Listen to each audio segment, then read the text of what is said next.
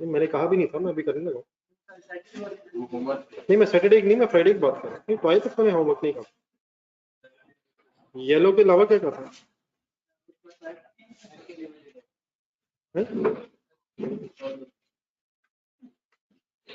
सभी कुछ ना कुछ तो था ना यार। येलो के साथ क्या था? चले चले ठीक है। हाँ जी टेस्ट टेस्ट। चले पर येलो ढूंढने देते। जर्नलिस्ट फ्रेंड्स आवाज आ रही है?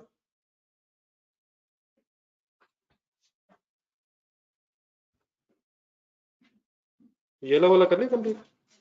इसमें अब है मसला। येलो कौन सा पेज है? एक मिनट ढूंढेंगे जरा खुद। उसका आंसर आपने रजिस्टर में ढूंढा? पॉइंट बी में तो नॉन फाइनेंशियल फैक्टर्स हैं, जो पेज नंबर है 60। कौन सा? वही नॉन फाइनेंशियल फैक्टर। हाँ जी हाँ जी, ये इसके आंसर में काफी सारे लिखे होंगे मेरे ख्याल, लेकिन वो 3-4 अगर आप लिख दें तो सफिशिएंट है। कितने नंबर का पार्ट है? पार्ट भी कितने नंबर का? वो जरा 8 पेज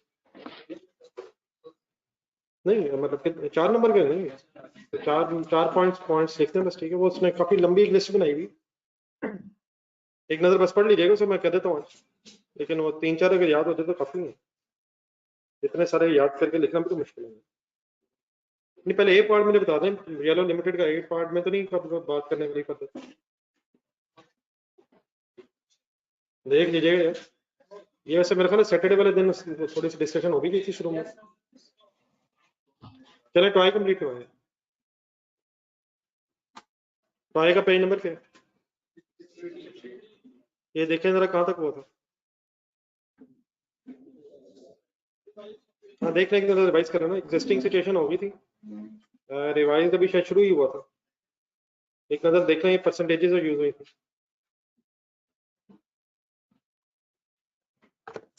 स्पीड अप हो जाएगा।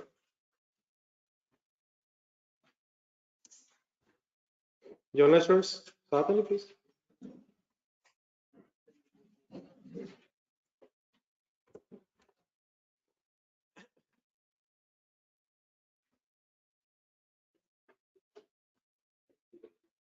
जी सर, एग्जिस्टिंग सिचुएशन में हमारा फाइनल आंसर आया था 61875150। एग्जिस्टिंग सिनेरियो में 4% प्रोडक्शन में लॉस था।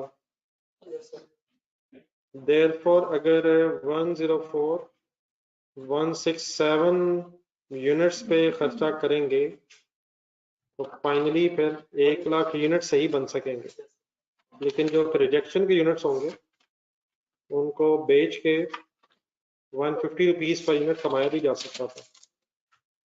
सेकंड सिनेरियो में अब ये हो गया, रिवाइज सिनेरियो में ये हो गया था, एक कंसल्टेंट की स्टडी के रिजल्ट में पता ये चला था कि रिजेक्शन की जो परसेंटेज लास्ट पॉइंट है वो 4% की बजाय 3% रह जाएगी। देयरफॉर अब हमें 1 लाख यूनिट्स तो चाहिए, लेकिन बस 103,093 यूनिट्स बना लेने से हमारे 1 लाख यूनिट्स बच जाएंगे।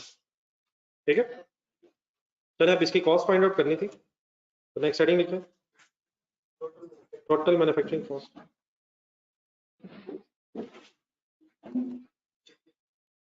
पेज नंबर बता दें जी जरा। आ जाए सर जी, प्लीज आ जाए यार, प्लीज आ जाए। पेज नंबर 63, क्वेश्चन नंबर 6 हमारा रहता था फ्राइडे को, वहीं से शुरू कर रहा हूँ। जी सर, अगर मेरी सुनेंगे तो इंशाल्लाह हल्का सा प्रॉब्लम है, कितना थोड़ा इधर आ जाए। नहीं, मैं सुबह से प्रॉब्लम कर रहा, बीच में ठीक भी हो रहा था, अब ठीक है। हम ज्यादा फील करेंगे तो ज्यादा हो जाएगा, सुबह से मसला आ रहा है, रिजॉल्व नहीं हो रहा, मैं करवा लेता हूँ। नहीं अगर नजदीक पड़ा तो इधर आ जाना, अगर उधर से शायद आवाज आ रही है यार, सामने से क्यों नहीं नजर आएगी, कमाल हो गई है। रॉ मटेरियल सर,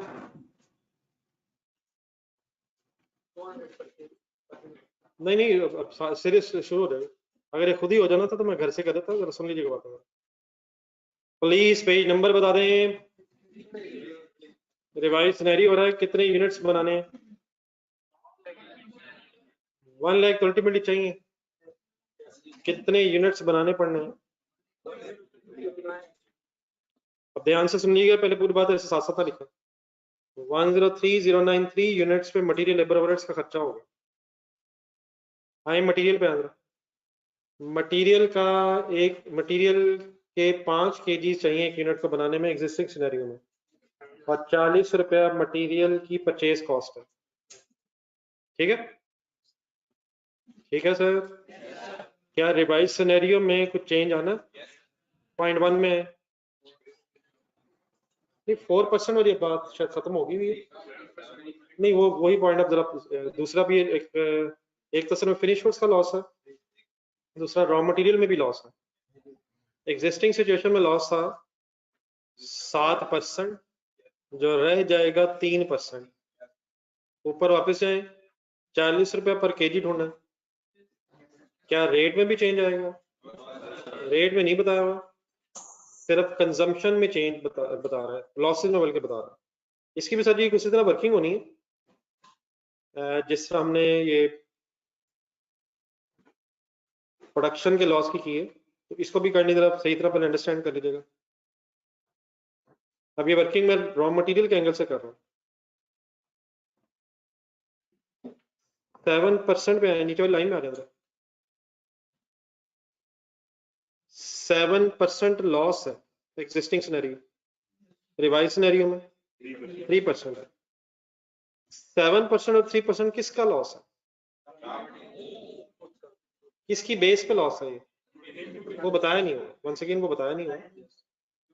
नहीं करने लगे, लेकिन क्या नहीं बताया? रॉ मटेरियल का लॉस है 7% और 3% है, लेकिन ये 7% और 3% में किसको बेस रख के उसने वर्किंग की है, ये उसने एक्सप्लेन नहीं की। क्या कभी एक्सप्लेन होती देखी आपने? आ जाएगा ध्यान में। तो अगर नहीं बताया तो फिर किसको 100 लेंगे, और फिर किसको लेस देन 100 लेंगे, लॉस अगर है तो आउटपुट। तो 7% एग्जिस्टिंग सैलरी में था, विच मीन्स 100, 7% अब लॉस है, तो 93 फिर बचता होगा। ठीक है, अब जरा ऊपर डाटा देखें, पहले पूरी बात फाइनली ये समझ लीजिएगा, बहुत दफा रिपीट भी होना है इससे आगे, तो फाइनल कर लेते जरा। ऊपर जरा देखें टेबल जो बना हुआ था, 5 kg दिया हुआ है। 5 kg इनपुट है या आउटपुट है? रॉ मटेरियल इनपुट है, नीचे पढ़े भी जरा sentence. Raw material input include शायद, इंक्लूड भी है, तो 5 kg जो है वो 100 है या 93 है? देख जरा दबा, क्या उसके अंदर 7% है?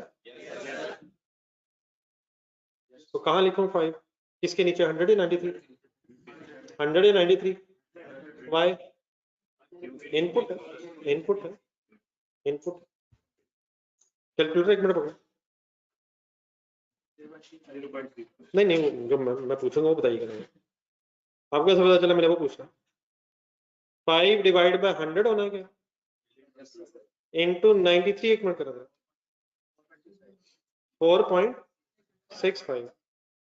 असल में पूरी बात अब ये है कि 5 kg इस्तेमाल होता है, 0.35, चलो वो भी सॉल्व कर लो।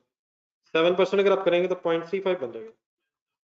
5 kg इस्तेमाल होता है तो 0.35 वेस्ट होने के बाद 4.65 बच जाता है।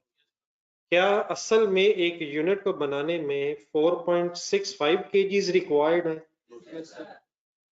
रिक्वायर्ड है। क्या 4.65 kg रिक्वायर्ड के लिए हमें 5 kg यूज करना पड़ता है? क्यों?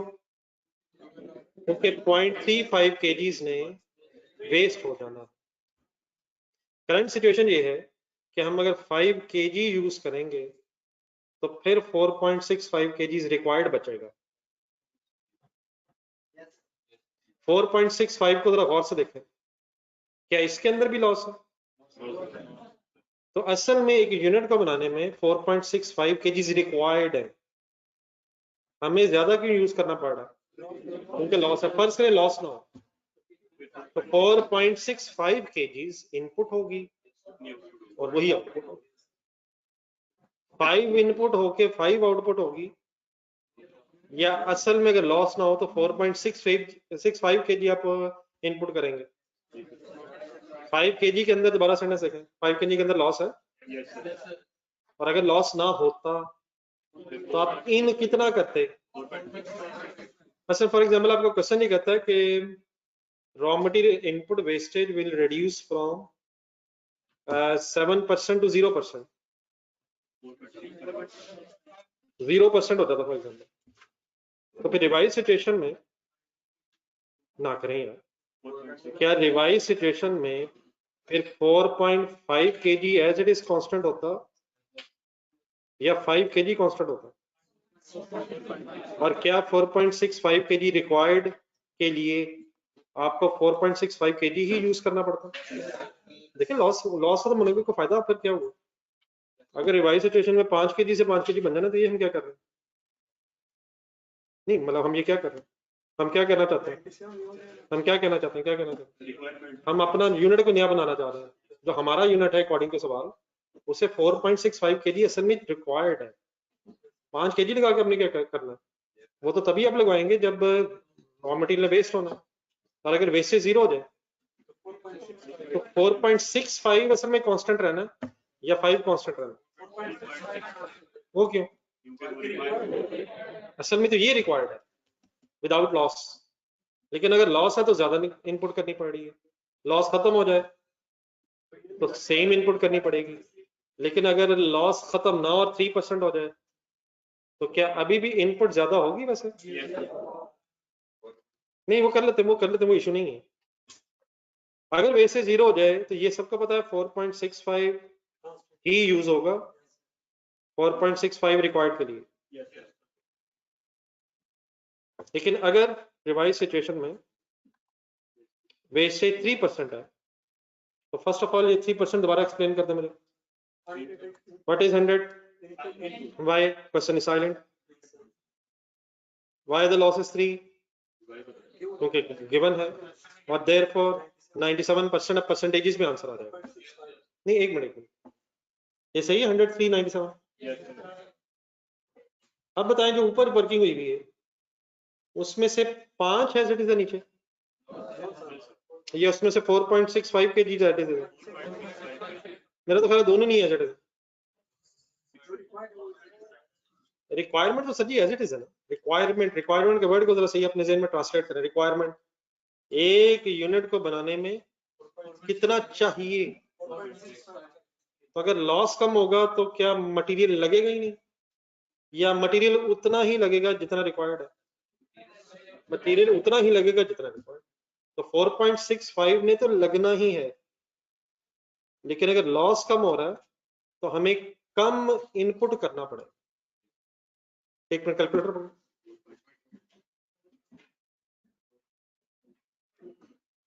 अगर क्या कम होना है तो फिर भी क्या सेम ही रहना है। अगर लॉस कम होना है फिर भी रिक्वायरमेंट ने तो सेम ही रहना है। हाँ लेकिन लॉस कम होने से क्या कम हो जाएगा, इनपुट क्वांटिटी कम हो जाएगी। ये दोबारा सोच लें, अगर लॉस जीरो हो जाए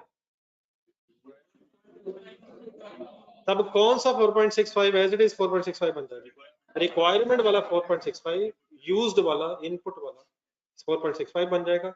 लेकिन अभी भी लॉस खत्म नहीं हुआ है, देयरफॉर अब हम वर्किंग कर सकते हैं 4.65 divide by 97 into 100 is equal to, round off कर लें बस, ठीक है 4.79 ही तकरीबन हो रहा है इनटू 3% राइटमेंट करें इसका,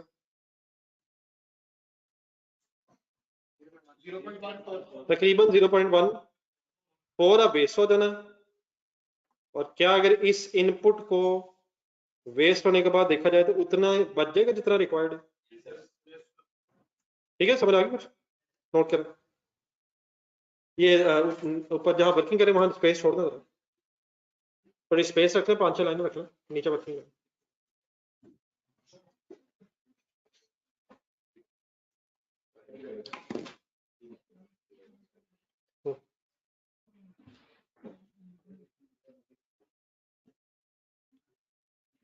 ये ऑनलाइन स्टूडेंट्स प्लीज बड़ा साथ ये ज्वाइनिंग प्रॉब्लम तो नहीं है?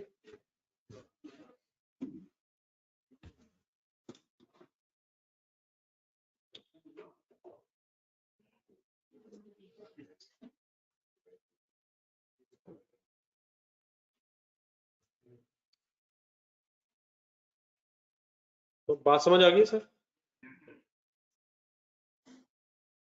यूज्ड और रिक्वायर्ड कब सेम होगा? जब लॉस नहीं होगा। यूज्ड कब रिक्वायर्ड से ज्यादा होगा? यूज रिक्वायरमेंट से ज्यादा तब होगा जब लॉस होगा। और रिक्वायरमेंट यूज से ज्यादा कब होगी? कभी भी नहीं। सही सही कह रहा भाई। रिक्वायरमेंट ज्यादा होगी या यूज ज्यादा होगा अगर लॉस होगा? यूज ज्यादा होगा। क्यों यूज ज्यादा होगा? क्योंकि इसके अंदर लॉस भी होगा, उसमें से कुछ लॉस होना है, फिर वो बचेगा जो हमें चाहिए।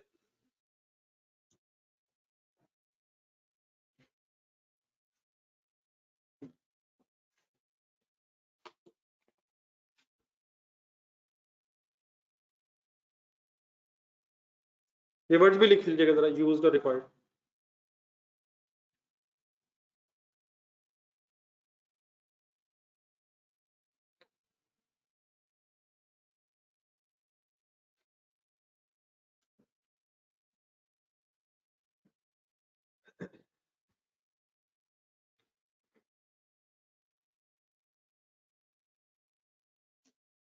जी मिस्टर काशिफ, ठीक है सर।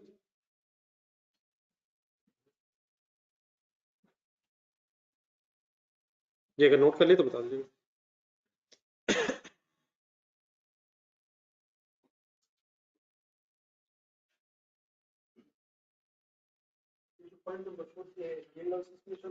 नहीं सर, ये रॉ मटेरियल का लॉस और है, फिनिश गुड्स का लॉस और है। एक है कि रॉ मटेरियल इस्तेमाल करते हुए नुकसान हो जाएगा, एक ये है कि जब वो रॉ मटेरियल इस्तेमाल होगा तो फिनिश गुड्स बनाते बनाते कुछ खराब हो जाएंगे। फिनिश गुड बनाते बनाते खराब हो जाएंगे। मसलन फॉर एग्जांपल एक आसान सी एग्जांपल ले लेते हैं। आपने कोई सुना है ये पाकिस्तान में फुटबॉल्स बनते हैं एक्सपोर्ट होने के लिए? तो लेदर के अगर फॉर एग्जांपल फुटबॉल्स हैं, तो एक है कि लेदर इस्तेमाल करते करते कुछ कट गया, इधर उधर हो गया, तो ये तो रॉ मटेरियल है। फिर नंबर 2 ये है कि जो लेदर सही कट गया, उसको जब सिया जा रहा था फुटबॉल बनाने के लिए, तो उसमें से कुछ फुटबॉल सही सिए नहीं गए। तो दोनों पॉसिबिलिटी है, वो रिजेक्शन हो जाएगी, वो फिनिश गुड्स की रिजेक्शन। क्या करना? तो दो लॉसेस दिए हैं। किस किस में? रॉ मटेरियल में भी और फिनिश गुड्स में। जी सर। अब कितने यूनिट्स पे रॉ मटेरियल आपने लगाना है? 103093। एक यूनिट को रिवाइज सिचुएशन में कितने केजी देने पड़ने हैं? 4.65। कब देने पड़ते? अगर लॉस सारे ही खत्म हो जाना होता। लेकिन अभी भी कितना देना पड़ना है? और 1 केजी कितने का आना है? और जाने दे वो तो एग्जिस्टिंग सिनेरियो में, और क्योंकि कोई इन्फॉर्मेशन नहीं है तो इसका मतलब 40 पर केजी, 40 रुपीज पर केजी एज इट इज। ये 40 कहां से है?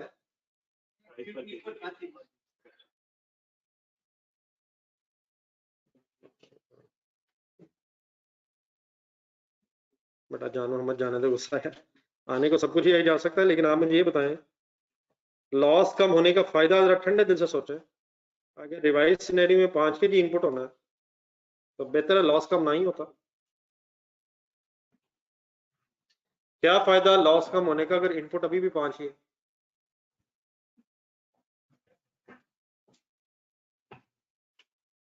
ये सर आंसर बताइए। 19197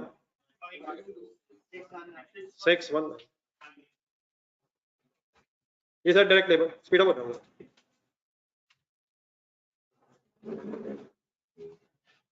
ये तारों का मसला है, ये कर दूंगा। डायरेक्ट लेबर से रिलेटेड जरा इंफॉर्मेशन पढ़ना ही वर्किंग में साथ ही रहेगा।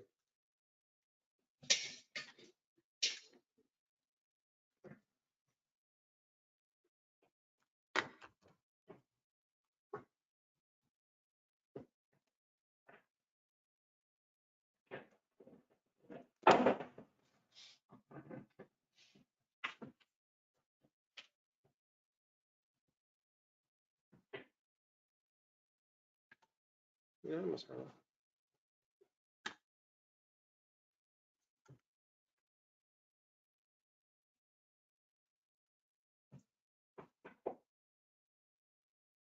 नहीं लगानी पड़ेगी नीचे से नहीं नीचे पड़े हाँ पड़े चेक कर लो प्रोग्राम ये भी नहीं सही चल इसका वॉल्यूम भी ठीक है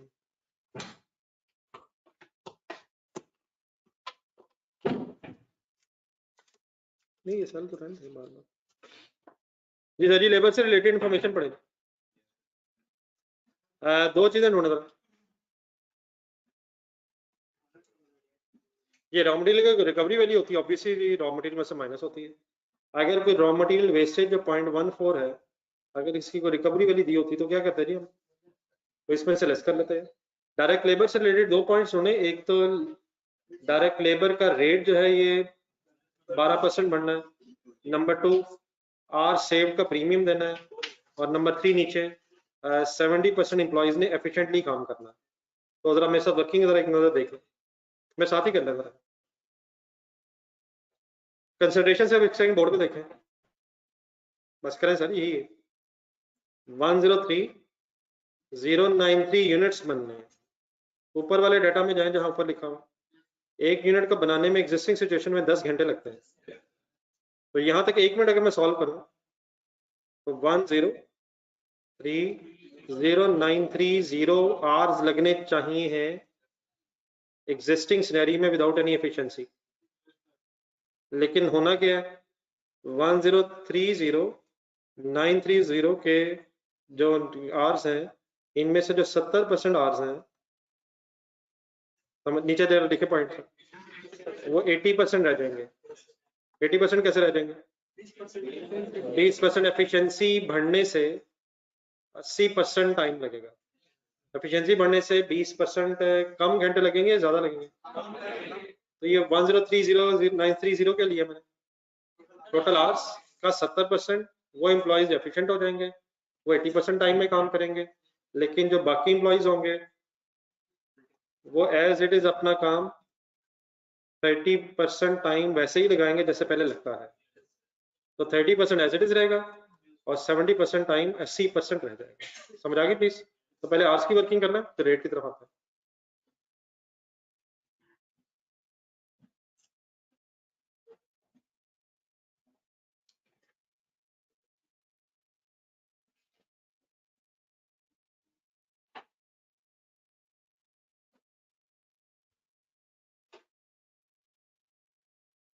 हिम्मत कर हिम्मत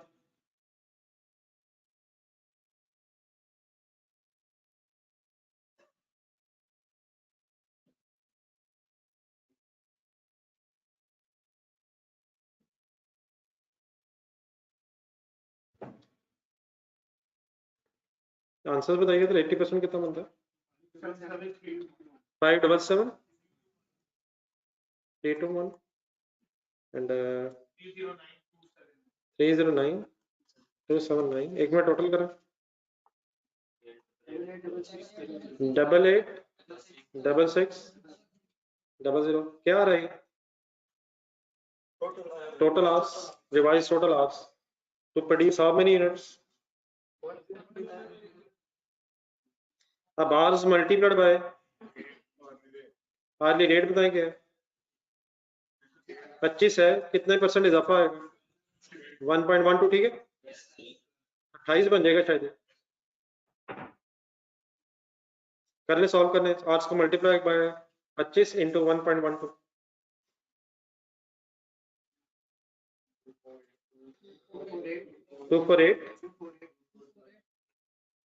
248 248 00 248 क्या है ये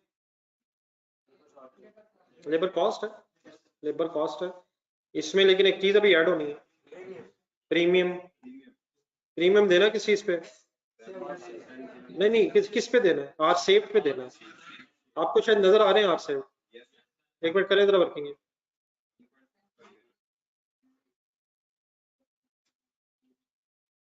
टोटल सेविंग निकल आएगी सीधी। आज सेव्ड नजर आ रहे हैं किसी को? कितने लगने थे, कितने लगे हैं, नजर आ रहा कहीं? 1030930 टोटल लगने थे, 886 600 लगे हैं, कितने बचे हैं? अब डेफिनेटली वर्किंग एक से ज्यादा वाइज भी पॉसिबल है।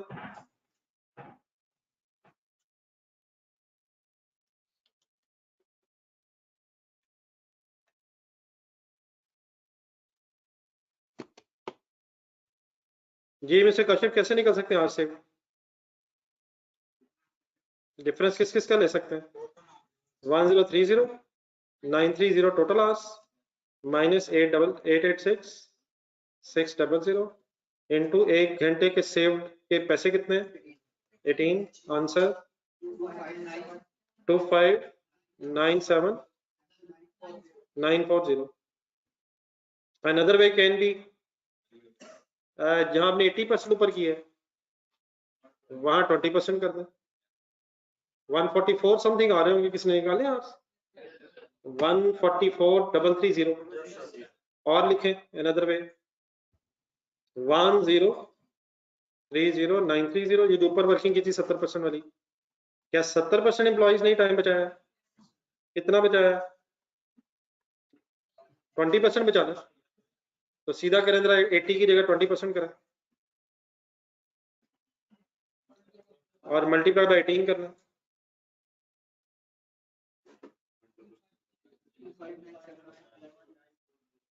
ठीक है, लिखना और वर्किंग।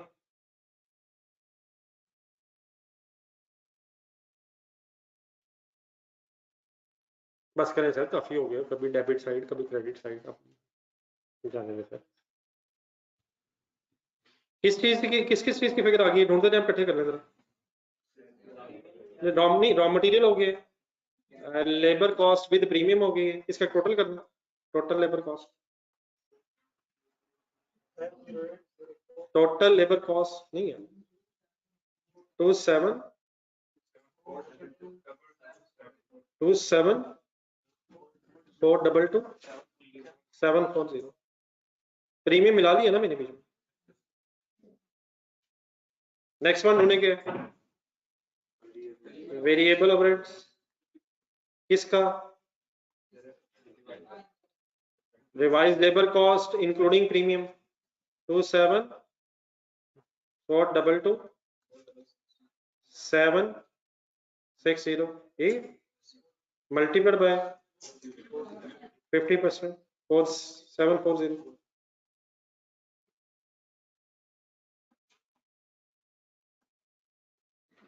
तो 7422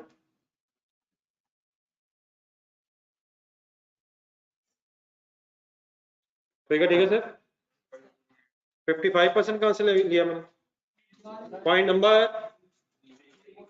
is equal to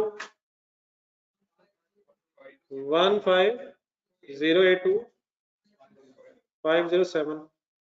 total cost इकट्ठी करें,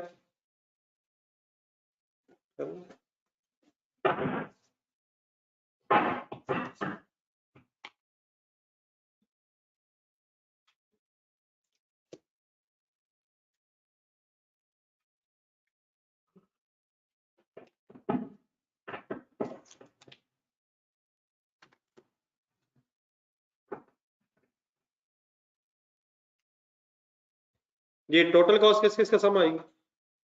ये मसला,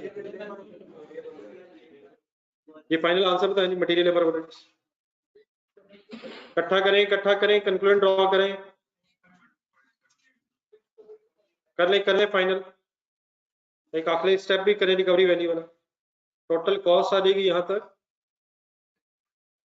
6,2,5,7,8,666।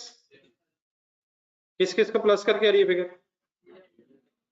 जानो में सब जाने दो गुस्सा यार, मटेरियल भी तो है ना यार, material labour and overheads. Total cost आ गई लेस सोचे कुछ रिकवरी वैल्यू, रिजेक्शन होना है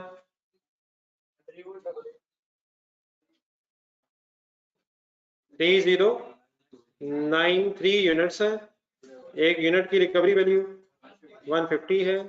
रिवाइज सिचुएशन में अब लॉस यूनिट्स कम मैंने है, तो मल्टीप्लाई 150 463 950 डबल एंट्री बोल दें।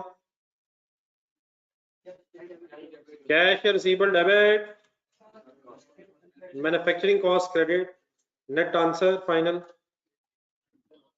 Net manufacturing cost 61793916।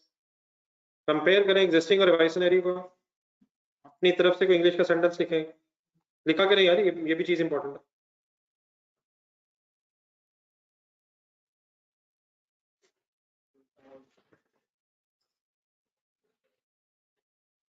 जी ठीक है बेटा ऑनलाइन स्टूडेंट्स, फिगर सारी इकट्ठी होगी, आप लोग कंक्लूड करेंगे, कोई फायदा भी है किसी का? अपना बिजनेस समझ के डिसीजन लीजिएगा। थोड़ा सा तो है लेकिन अपना बिजनेस समझ के फैसला करें। क्या थोड़ा सा फायदा उठा लें, डिफरेंस भी ले लीजिए। Toy limited should adopt, difference है मेरे ख्याल कुछ है, बचता है कुछ ना कुछ है। Should adopt revise wage plan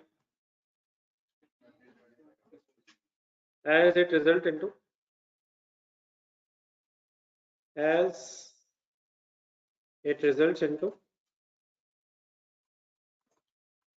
cost saving of rupees। ठीक है, आपका सेंटेंस को अपना हो सकता है। एग्जिस्टिंग है तो एग्जिस्टिंग लिखवा दें, रिवाइज है तो रिवाइज लिखवा दें। एग्जिस्टिंग में खर्चा ज्यादा है, देयरफॉर वही तो होना चाहिए।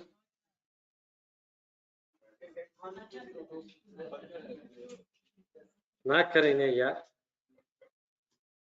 प्रॉफिट ज्यादा है खर्चे ज्यादा है, कौन सा प्लान अडॉप्ट कर लें? रिवाइज यार, क्यों कर लें? Cost saving of rupees solve कर दें। भाई को कर दें यार, क्या कर लेना यार, क्या होगा कि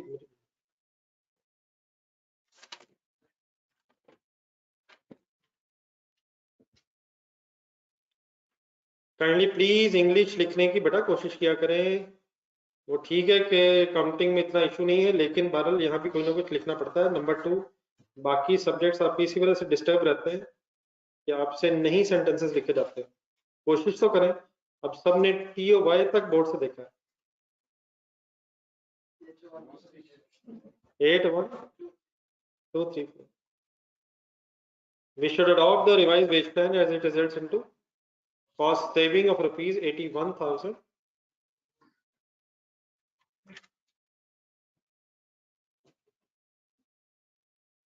कैसे है कैलकुलेटर पे? 4.65 जो है ये 97% अमाउंट है, देयरफॉर अगर आप डिवाइड बाय 97 into 100 करेंगे तो जान मोहम्मद साहब 4.79 इस रिवाइज सिचुएशन में 100% अमाउंट है, 100% क्वांटिटी है। अगर 4.65 रिक्वायर्ड क्वांटिटी। ये एक नजर देखें जी, कोई कंफ्यूजन नहीं आपको?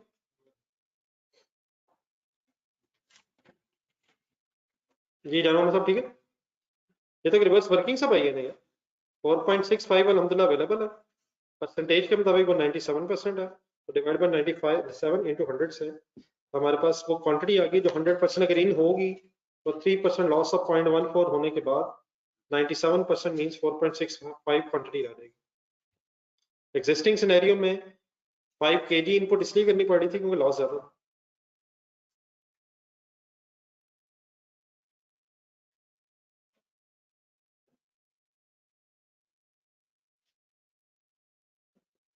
आउटपुट सेम नहीं है ना, ये वर्ड सही नहीं यूज कर रहा, ये आउटपुट शायद वर्ड सही नहीं है, इसलिए मैंने तो रिक्वायर्ड लिखा। Required quantity to produce 1 unit same, required quantity to produce 1 unit of finish goods तो वही रहेगी ना जो है। हाँ, वो रिक्वायर्ड क्वांटिटी हासिल करने के लिए आपको यूज पहले ज्यादा करना पड़ रहा था, और अब वो रिक्वायर्ड क्वांटिटी हासिल करने के लिए आपको यूज कम करना पड़ेगा। तो एक यूनिट को बनाने में जो क्वांटिटी चाहिए वो तो कम नहीं ना होगी, जो क्वांटिटी चाहिए रिक्वायर्ड है वो तो वही रहेगी। ठीक है, मसलन फर्ज करें आपकी एक जो बिरयानी की प्लेट है वो आधा किलो चावलों से बनती है, लेट्स से बड़ी सी प्लेट बनाते हैं, लेकिन पकाते पकाते पकाते कुछ आप चावल ज़ाया कर बैठते हैं, तो आधा किलो बिरयानी की प्लेट में आधा किलो तो चावल बाद में बचने ही बचने में है। लेकिन अगर आपका लॉस कम हो जाएगा या बल्कि चले अल्लाह करे खत्म ही हो जाए, फिर आपको एग्जैक्टली इतने ही केजीज, वरना क्या अगर लॉस होगा तो ज्यादा, क्या सेम रहना चाहिए यार। आउटपुट आउटपुट आउटपुट भी यहाँ मेरा नहीं ख्याल सही वर्ड है, असल में आउटपुट है with respect to raw material required for 1 unit of output, सही word. Raw material required for 1 unit of finish goods is 4.65, it is same. और मैंने कहा अगर लॉस 0 हो जाए तब भी 4.65 एज इट इज रहेगा, लेकिन अगर लॉस है तो क्या ज्यादा हो जाएगा, यूजेज ज्यादा। अब ठीक है प्लीज, ये पेज नंबर 64 निकलेगा।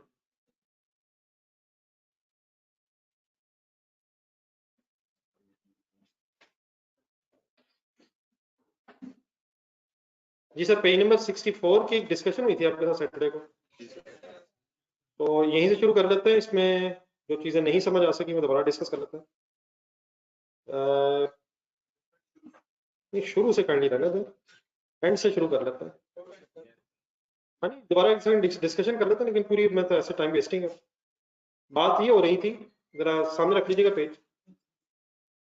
बात ये असल में चल रही थी कि आपकी एक फैक्ट्री है, फैक्ट्री में यूनिट्स बनाने की गुंजाइश मौजूद है, अवेलेबल ऑर्डर्स हैं, लेकिन अवेलेबल ऑर्डर्स के बावजूद कुछ स्पेयर कैपेसिटी बची हुई है। स्पेयर कैपेसिटी को यूटिलाइज करने का एक डिसीजन हो रहा था। लेट्स अज्यूम उन 20,000 यूनिट्स की स्पेयर कैपेसिटी को यूटिलाइज करने के लिए हमें 8,000 यूनिट्स बनाने का एक ऑर्डर मिला। यहाँ तक सही कह रहा हूँ? उस ऑर्डर के अगेंस्ट अब हमने अपने कस्टमर को प्राइस कोट करनी है, और उसमें डेफिनेटली प्राइस तक कैसे पहुंचेंगे हम, हमें पहले अपने खर्चों का अंदाजा होगा तो हम प्राइस तक पहुंच सकेंगे। तो उसमें से सबसे पहली कॉस्ट की बस बात हो सकी थी, एंड दैट इज के रॉ मटेरियल की कॉस्ट इस केस में हमें कैसे एक्यूमुलेट करनी चाहिए। तो वो बात फिर ये शुरू हुई थी कि हमें अपने आप से कुछ क्वेश्चंस पूछने हैं before making this final decision. मैं कुछ कोशिश कर रहा हूँ कि एक सारी बात आपके सामने आ रहा है।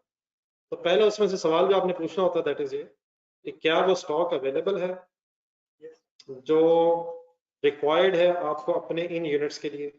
तो इसका आंसर यस हो सकता है, लेकिन अगर इसका आंसर नो हो जाए, सिंपली मीनिंग ये था कि फिर हमें ये रॉ मटेरियल जो है मार्केट से जाकर खरीदना, और जो करंट मार्केट प्राइस है वही फिर हम मतलब हमें कम करंट मार्केट प्राइस पर रॉ मटेरियल खरीदना पड़ेगा, और वही हमारी कॉस्ट है। तो करंट परचेज प्राइस और करंट रिप्लेसमेंट कॉस्ट, एक वर्ड शायद मैंने बोला होगा, तो ये साथ अगर लिख लें इस पे, अब दोबारा एक मेरे साथ रिवाइज कर लीजिए, लिखा था। तो current purchase price can also be called as current replacement, current replacement cost. लेकिन अगर ये क्वेश्चन का आंसर हो जाए कि स्टॉक पड़ा है, यस, तो स्टॉक का पड़ा, पहले तो ये दोबारा सोच लें, स्टॉक पड़ा है स्टोर रूम में, वो स्टॉक पड़ा है रॉ मटेरियल का जो हमें इन यूनिट्स को बनाने के लिए रिक्वायर्ड है। लेकिन उससे पहले कि आप उसे यूज करने का डिसीजन लें, एक और क्वेश्चन ये उठेगा कि क्या वो रॉ मटेरियल आपके इन 8,000 यूनिट्स के साथ साथ अदरवाइज प्रोडक्शन नीड्स पे भी इस्तेमाल हो जाता है। आंसर कैन बी यस और नो। अगर आंसर यस हो जाए तो फिर उस केस में फैसला ये हुआ था कि अगर आप ये रॉ मटेरियल उठाएंगे और अपने इन यूनिट्स पे लगा लेंगे, तो जिन यूनिट्स पे ये अदरवाइज भी लगता है उनके लिए फिर आपको मार्केट से ही जाके खरीदना पड़ेगा। यहाँ कुछ एक 15 की भी बात हुई होगी और एक 18 की भी कोई बात हुई होगी। 15 का कोई मैंने नाम बताया होगा, हिस्टोरिकल कॉस्ट को फाइंड मैंने कुछ और भी कहा होगा। संक कॉस्ट से क्या मुराद बनी? नहीं, इरेलीवेंट से पहले मतलब क्या मतलब संक मीन्स टू से फॉर एग्जांपल, अब देखें अगर रॉ मटेरियल आपने खरीद के रख ली है तो आप सिर्फ यही फैसला कर सकते हैं आप कि या तो इसे इस्तेमाल करना है या इसे बेच दें। तो अगर आप इसे इस्तेमाल करें या ना करें, इस 15 ने नहीं बदलना, इस 15 ने नहीं चेंज होना। ये आप खरीद चुके हैं और आप इसकी अकाउंटिंग कर चुके हैं। क्या एंट्री कर ली होगी हमने? रॉ मटेरियल डेबिट या परचेजेस डेबिट, कैश क्रेडिट या पेबल भी अगर है तो अब ये खरीदा जा चुका है। अगर हम इसे इस्तेमाल करेंगे और ये रेगुलर यूज में, तो हमें फिर दोबारा फिल करने के लिए अपना रॉ मटेरियल दोबारा फिल अप करने के लिए, क्योंकि हमारे इस्तेमाल करने से क्या होगा, ये कम हो जाएगा। अगर सारा उठा लेंगे सारा कम हो जाएगा, और अगर सारा नहीं भी उठाएंगे जितना उठाएंगे वो कम हो जाएगा। तो वो रॉ मटेरियल फिर, क्योंकि अदरवाइज प्रोडक्शन नीड्स में भी यूज होता है, तो हमें वो जाके फिर मार्केट से खरीदना पड़ेगा। तो हमारे इस डिसीजन से कि हम ये मटेरियल अपने इस कॉन्ट्रैक्ट में यूज करेंगे, 15 रुपया रेलिवेंट कॉस्ट नहीं है। हमारे इस डिसीजन की वजह से कि हमने इसे इस्तेमाल करना, 18 रुपए क्यों रेलिवेंट है? असल में ये सारी बहस हो रही थी, उसका क्रक्स ऑफ द स्टोरी है कि हमारे डिसीजन से क्या चेंज आ रहा है। अगर हम इसे उठा के यूज कर रहे हैं तो 15 नहीं चेंज हो रहा, हमें इसकी जगह पे फिर मटेरियल लेना पड़ेगा, वो करंट मार्केट प्राइस पे लेना पड़ेगा, और वो चाहे इस 15 से ज्यादा हो या कम हो, ये बात नहीं हो रही कि वो ज्यादा होगा तभी लेंगे। फर्ज करें मार्केट से 12 रुपए का मिलता है, तो आपके इस रॉ मटेरियल को उठाने से आपकी करंट रिप्लेसमेंट कॉस्ट 12 रेलिवेंट हो। तो ये जो 15 है इससे डिसीजन नहीं होगा करंट मार्केट प्राइस ज्यादा है या कम है, आपको उस पर खरीदना पड़ेगा। तो इन दैट केस अगर ये स्टॉक में है और रेगुलर यूज में है, तो देन आपकी करंट रिप्लेसमेंट कॉस्ट रेलिवेंट होगी। ये जो 15 है इसको फिर मैंने शायद कहा था कि ये संक कॉस्ट है। संक का मतलब ये अब इंकर हो चुकी है, we can not change it by making any decision in the future. ये हमने खरीद लिया हुआ है, इस 15 रुपए ने नहीं बदलना। हाँ, हम क्या फैसला कर सकते हैं कि हमने इसे इस्तेमाल करना या नहीं करना।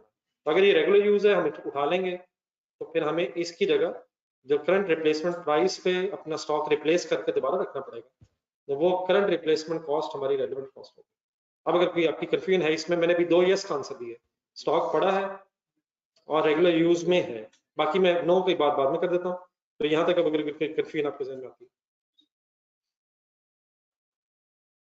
ठीक है सर। देन आगे फिर एक यस और एक नो हो जाए तो इसका मीनिंग बता दें। स्टॉक तो है यस, लेकिन रेगुलर यूज में नहीं। देन फिर यहाँ मैंने ये कहा था कि अगर फॉर एग्जांपल पड़ा है लेकिन रेगुलर यूज में नहीं है और हम इसका कुछ भी नहीं कर सकते, तो देन रेलिवेंट कॉस्ट 15 है। 0 क्यों यार? 15 तो है ना यार। यहाँ फिर अब आपको फाइनेंशियल अकाउंटिंग में और फ्यूचर की डिसीजन मेकिंग में डिफरेंस क्रिएट करना होगा। फाइनेंशियल अकाउंटिंग में हिस्टोरिकल अकाउंटिंग होती है, जो हो गया हो उसकी अकाउंटिंग होती है। फॉर द ईयर एंडेड, साल गुजर जाता है, फिर हम जो हो गया उसका हिसाब करते हैं।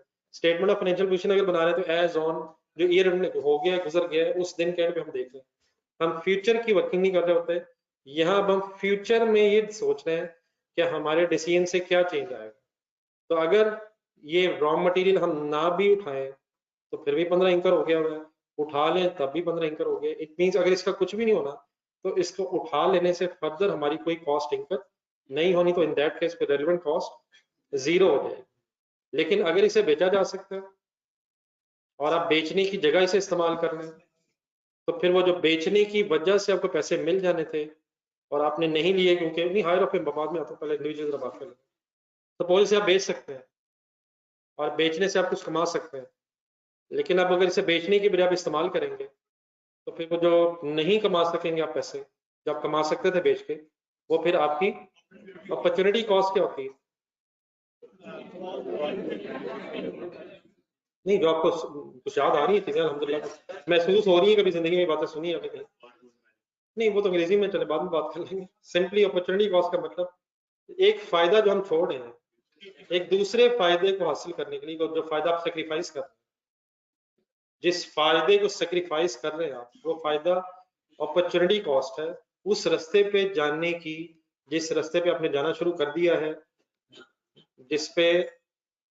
जिस रास्ते को छोड़ के, जिस रास्ते में आपको जो बेनिफिट मिल सकता था उसको छोड़ के अगर आपने दूसरा रास्ता अडॉप्ट किया तो दूसरे रास्ते पे जाने की अपॉर्चुनिटी कॉस्ट, वो फायदा है जो आप कमा सकते थे उस रास्ते से जिसको आपने छोड़ दिया। सॉरी, आई होप कुछ बता पाए। तो एक रास्ते का फायदा छोड़ के दूसरे रास्ते पे जाना, तो उस रास्ते पे जाते हुए ये ज़हन में रखना चाहिए कि मैं जिस रास्ते पे जा सकता था उसका फायदा कितना उठा लेता हूँ। तो वो अगर आप बेनिफिट सेक्रीफाइस कर रहे हैं, तो कौन सा बेनिफिट है मैंने बताया, जो बेच के मिल सकता था, अगर आप उसे नहीं हासिल कर रहे और इसे इस्तेमाल कर रहे हैं, तो वो जो सेलिंग प्राइस है वो फिर आपकी अपॉर्चुनिटी मिस हुई है।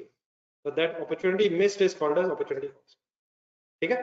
फिर एक बात दूसरी आ गई थी कि अगर इसका कोई अदरवाइज भी ऑल्टरनेट यूज कहीं से आ जाए, तो वहां से फिर फाइनल फैसला ये हुआ था कि इन दोनों में से फिर सिलेक्शन किसी करनी चाहिए।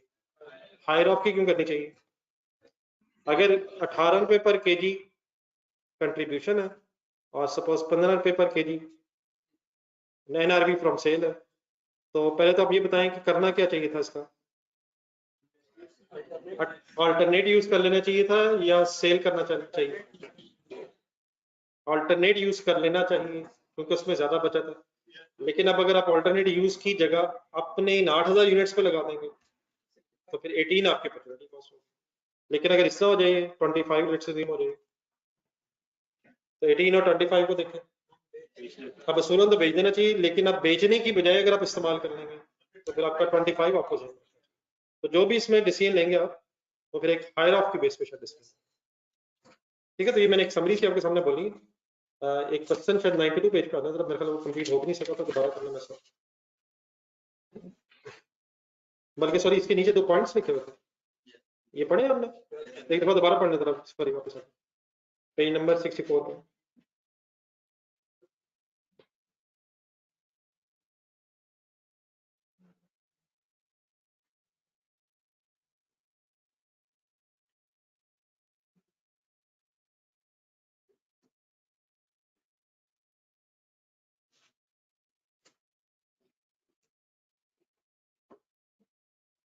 जी ऑनलाइन स्टूडेंट्स प्लीज साथ है जी। फर्स्ट पॉइंट का क्रक्स तो क्या है जी? स्टॉक पड़ा है, रेगुलर यूज में नहीं है, कुछ भी नहीं हो सकता है, तो रेलेवेंट कॉस्ट 0 है। एक और एक सिनेरियो बना लास्ट पैराग्राफ में, स्टॉक में पड़ा है, रेगुलर यूज में नहीं है, लेकिन अगर इस्तेमाल ना किया इधर तो डिस्पोजल पे खर्चा करना पड़ेगा। तो ये क्या स्टोरी थी? क्या डिस्पोजल का वो खर्चा फिर सेव हो जाएगा अगर आप इस्तेमाल कर लेंगे? तो इन दैट केस फिर आपको नहीं, आपको मतलब कॉस्ट सेविंग हो जाएगी, और वो कॉस्ट सेविंग फिर आप डिडक्ट कर लेंगे अपनी रेलिवेंट कॉस्ट बनाते हुए। लेकिन बाल मेरे ख्याल बातें हुई थी उसमें, इट डजंट रियली मीन्स कि आप अपना बाद में प्रॉफिट कम कर दें। आपको खुद फिलहाल ये पता होना चाहिए कि आपकी टोटल कॉस्ट आ कितनी रहेगी। बाकी डेफिनेटली फिर आपका अपना डिसीजन है कि आपने इसमें कितना प्रॉफिट ऐड करके सेल प्राइस बनाना। लेकिन इस केस में कॉस्ट सेविंग प्लस हो जाएगी या माइनस हो जाएगी? क्यों माइनस हो जाएगी? क्योंकि इस्तेमाल करने से फिर डिस्पोज ऑफ नहीं करना। चलो आज पेज नंबर 95, 92 था, 95 ही था सर।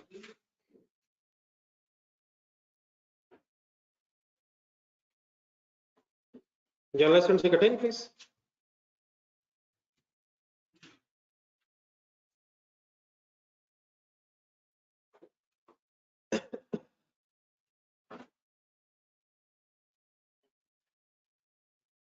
जी इसको मेरे सब बिल्कुल इनिशियली 0 से स्टार्ट करेंगे। The company is considering whether to agree to do a job for a customer. बिस्मिल्लाह पढ़ें। Underline the next line. It has a sufficient spare capacity to take on this job. To do this job, job simply means contractor. 3 different raw materials will be required. Material X, Y, Z. Data relating to these materials as follows. X, Y, Z. Quantity needed for job का मतलब, हाँ जी, कितनी requirement है, quantity held currently in inventory, stock पड़ा कितना है, original cost of units 20 held as inventory, ये purchase cost है, इसके ऊपर लिखा है, परचेज कॉस्ट भी लिखे हैं, हिस्टोरिकल भी लिख रहे हैं।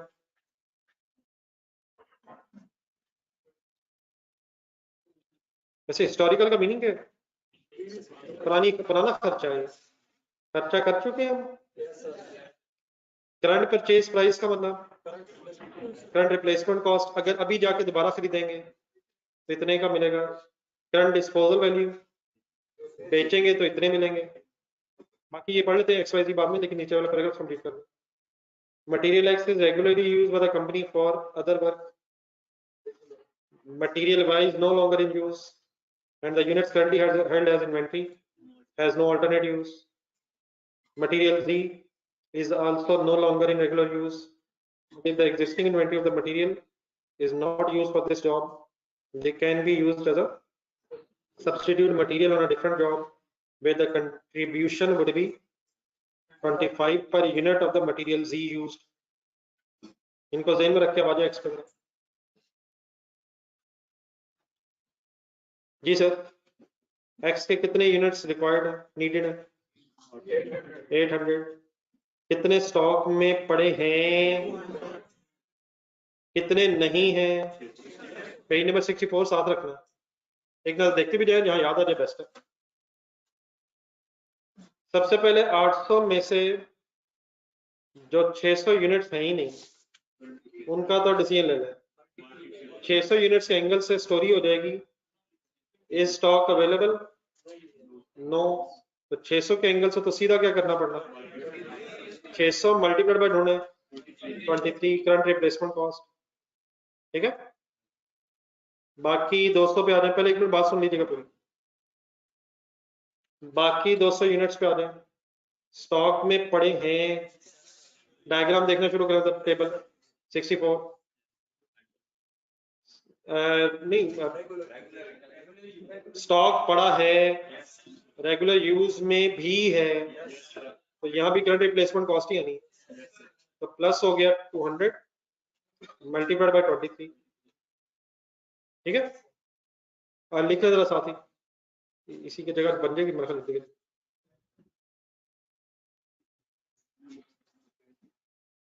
तो प्लीज इनिशियली इस वक्त ये जो टेबल पढ़ा हमने, इसको फाइनल करने की जरूरत है।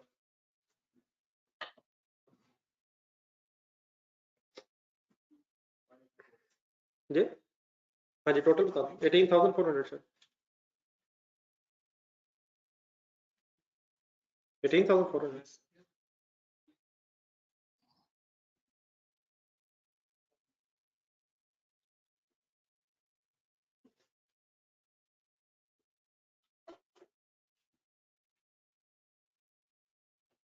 वाई पे गेम बढ़ा दे,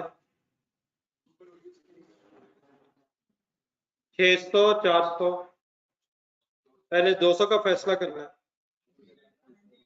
200 तो स्टॉक में है ही नहीं, मल्टीप्लाई बाय 19 हो गया। 600 में से 400 पे गेम शुरू, 400 स्टॉक में है, सही है, रेगुलर यूज में, लेकिन मटेरियल वाइन नहीं है, ऑल्टरनेट यूज भी नहीं है, लेकिन ऊपर आए डिस्पोजल वैल्यू मौजूद है, तो रिप्लेसमेंट कॉस्ट की तरफ जाए या डिस्पोजल वैल्यू की तरफ जाए? दोबारा जरा बोल दें, क्या है या क्या नहीं है? स्टॉक है, रेगुलर यूज नहीं है, हायर ऑफ उठाना था, लेकिन अल्टरनेट यूज ही नहीं है, सिर्फ डिस्पोजल वैल्यू पर दी हुई है 12। क्या करें, 400 मल्टीप्लाइड बाय 12, टोटल कर 8600, मिल गई 12 वाई के सामने।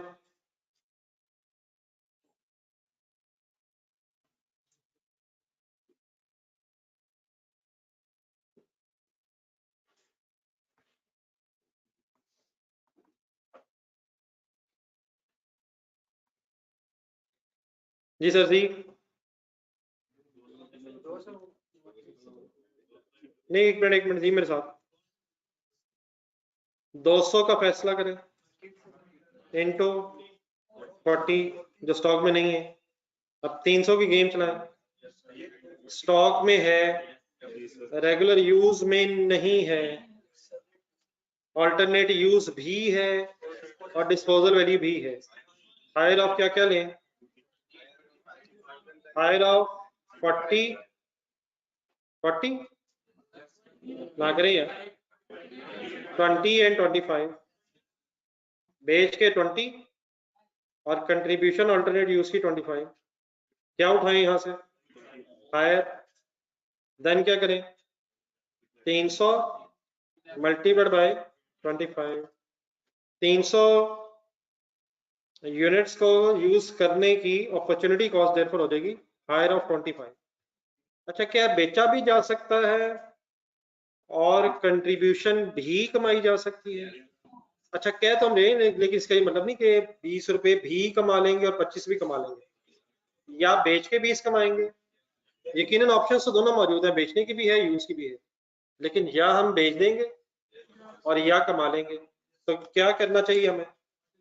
25 करना चाहिए, लेकिन 25 जो है वो हायर ऑफ, फिर हमारी relevant cost of using the material G for this job हो जाएगी। आंसर मेरा ख्याल 15,000 है यार, 15,500।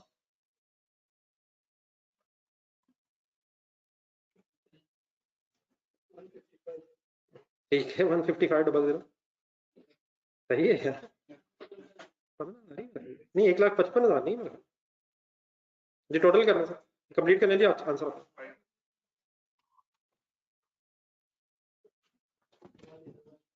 ये ठीक है सर, ठीक है सर।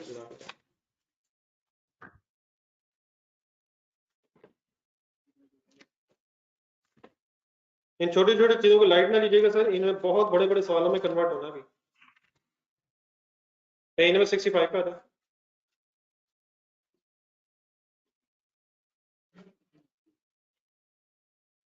42,500।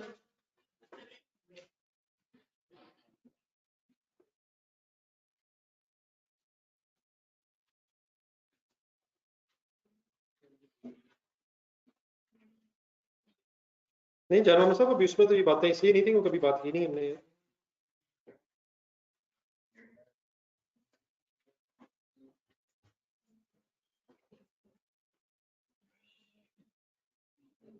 जी सर जी, पेज नंबर 64 पे अभी आपने पढ़ा है कि how to determine the relevant cost of material. वही 8,000 यूनिट्स है, लेकिन क्या उन यूनिट्स पे सिर्फ मटेरियल नहीं लगना, उन पे लेबर ओवरहेड्स भी लगना है। तो वही जरा जो एग्जांपल है वो कंटिन्यू हो रही है पेज नंबर 65 पे। अब अगर आपने ये देखना हो कि परमानेंट एम्प्लॉइज अगर आपके हैं और उनसे आपने काम करवाना है इन 8,000 यूनिट्स पे, तो आपकी फिर रेलिवेंट लेबर कॉस्ट क्या होगी? ऊपर हेडिंग में पढ़े जरा स्टार्ट में। अब हमारी जो डिस्कशन है वो कहां से कहां शिफ्ट हो रही है, लेकिन लेबर में भी कौन सी लेबर? परमानेंट लेबर का यहाँ मीनिंग असल में है जिन एम्प्लॉइज को आपने पर वीक या पर मंथ हिसाब से पैसे देने के लिए रखा हो। एक होता है एम्प्लॉइज जो डेली वेजेस टाइप होते हैं, आवर्स की बेस पे या यूनिट्स की बेस पे। अगर आप डेली बेसिस पे पैसे दे रहे हैं तो वो टेम्परेरी एम्प्लॉइज सॉर्ट ऑफ कहे जा सकते हैं। लेकिन मैं इसका जो इस एग्जांपल में भी कंसिडर करूंगा वो क्या है कि हमारे परमानेंट एम्प्लॉइज हैं जिन्हें हमने फिक्स सैलरी पे रखा हुआ, मंथली वीकली या जो भी है। ठीक है, हाँ जी, फिक्स भी ठीक है। परमानेंट अगर एम्प्लॉई फिक्स दे रहे होंगे हम पैसे पूरे महीने के, चाहे किसी दिन काम ना भी हो, फॉर एग्जांपल अगर काम नहीं भी होगा बंधन, अगर आपने मंथली बेसिस पर रखा हुआ है तो विदाउट एनी वर्क भी आप पैसे दे रहे होंगे। तो बाद जरा ये वाला जरा यहीं से पढ़ लेते हैं, पेन रख लें आप। ये भी कुछ क्वेश्चन फॉर्म में बना हुआ है, तो क्वेश्चंस किस तरह से जहन में राइज हो सकते हैं। सबसे पहले पहला क्वेश्चन पढ़े, इज लेबर आइडल और spare time available for the contract? नहीं, कौन सा कॉन्ट्रैक्ट पहले ही बता दो। वही 8,000 यूनिट पे गेम चल रही है। इसका आंसर यस और नो दोनों हो सकते हैं। हो सकते हैं सर। अच्छा, यस का मतलब अब ये होगा कि एम्प्लॉइज जो है हमारे एग्जिस्टिंग है, उनके पास ही टाइम है और वो ये 8,000 यूनिट्स भी बना सकते हैं। मतलब इसका और ये है कि देखिए, जब परमानेंट एम्प्लॉइज की कोई बात हम करेंगे तो उसमें कोई 9 to 5 या 8 to 5 ऑफिस टाइमिंग्स भी होती हैं। तो इस पहले लाइन का मतलब ये है कि क्या हमारे एम्प्लॉयज के पास उसी नॉर्मल टाइम में, लेट्स से 9 से 5 बजे तक वो काम करते हैं, क्या टाइम अवेलेबल है? अगर आपका जवाब है कि यस, इसका मतलब है उसी टाइम में आप काम करवा लेंगे, और देयरफॉर उसी टाइम में काम करवा लेने की वजह से आपको कोई एक्स्ट्रा लेबर कॉस्ट इंकर नहीं करनी पड़ेगी। तो इज लेबर आइडल का मतलब किस टाइम में? उसी नॉर्मल टाइम में जिसमें उन्होंने काम करना ही है। तो अगर उसी टाइम में, नॉर्मल टाइम में उनके पास काम के लिए वक्त अवेलेबल है और आप उनसे कोई काम करवा लेंगे, तो क्या कोई एक्स्ट्रा पैसे देंगे? आप जो दे रहे थे वही देंगे, कोई एक्स्ट्रा कॉस्ट आपकी इंकर नहीं होगी। देयरफॉर इस केस में फिर रेलेवेंट कॉस्ट क्या होगी? अगर आंसर यस आ जाए, रेलेवेंट कॉस्ट फिर 0 हो जाएगी। जरा ढूंढ कर अंडरलाइन कर।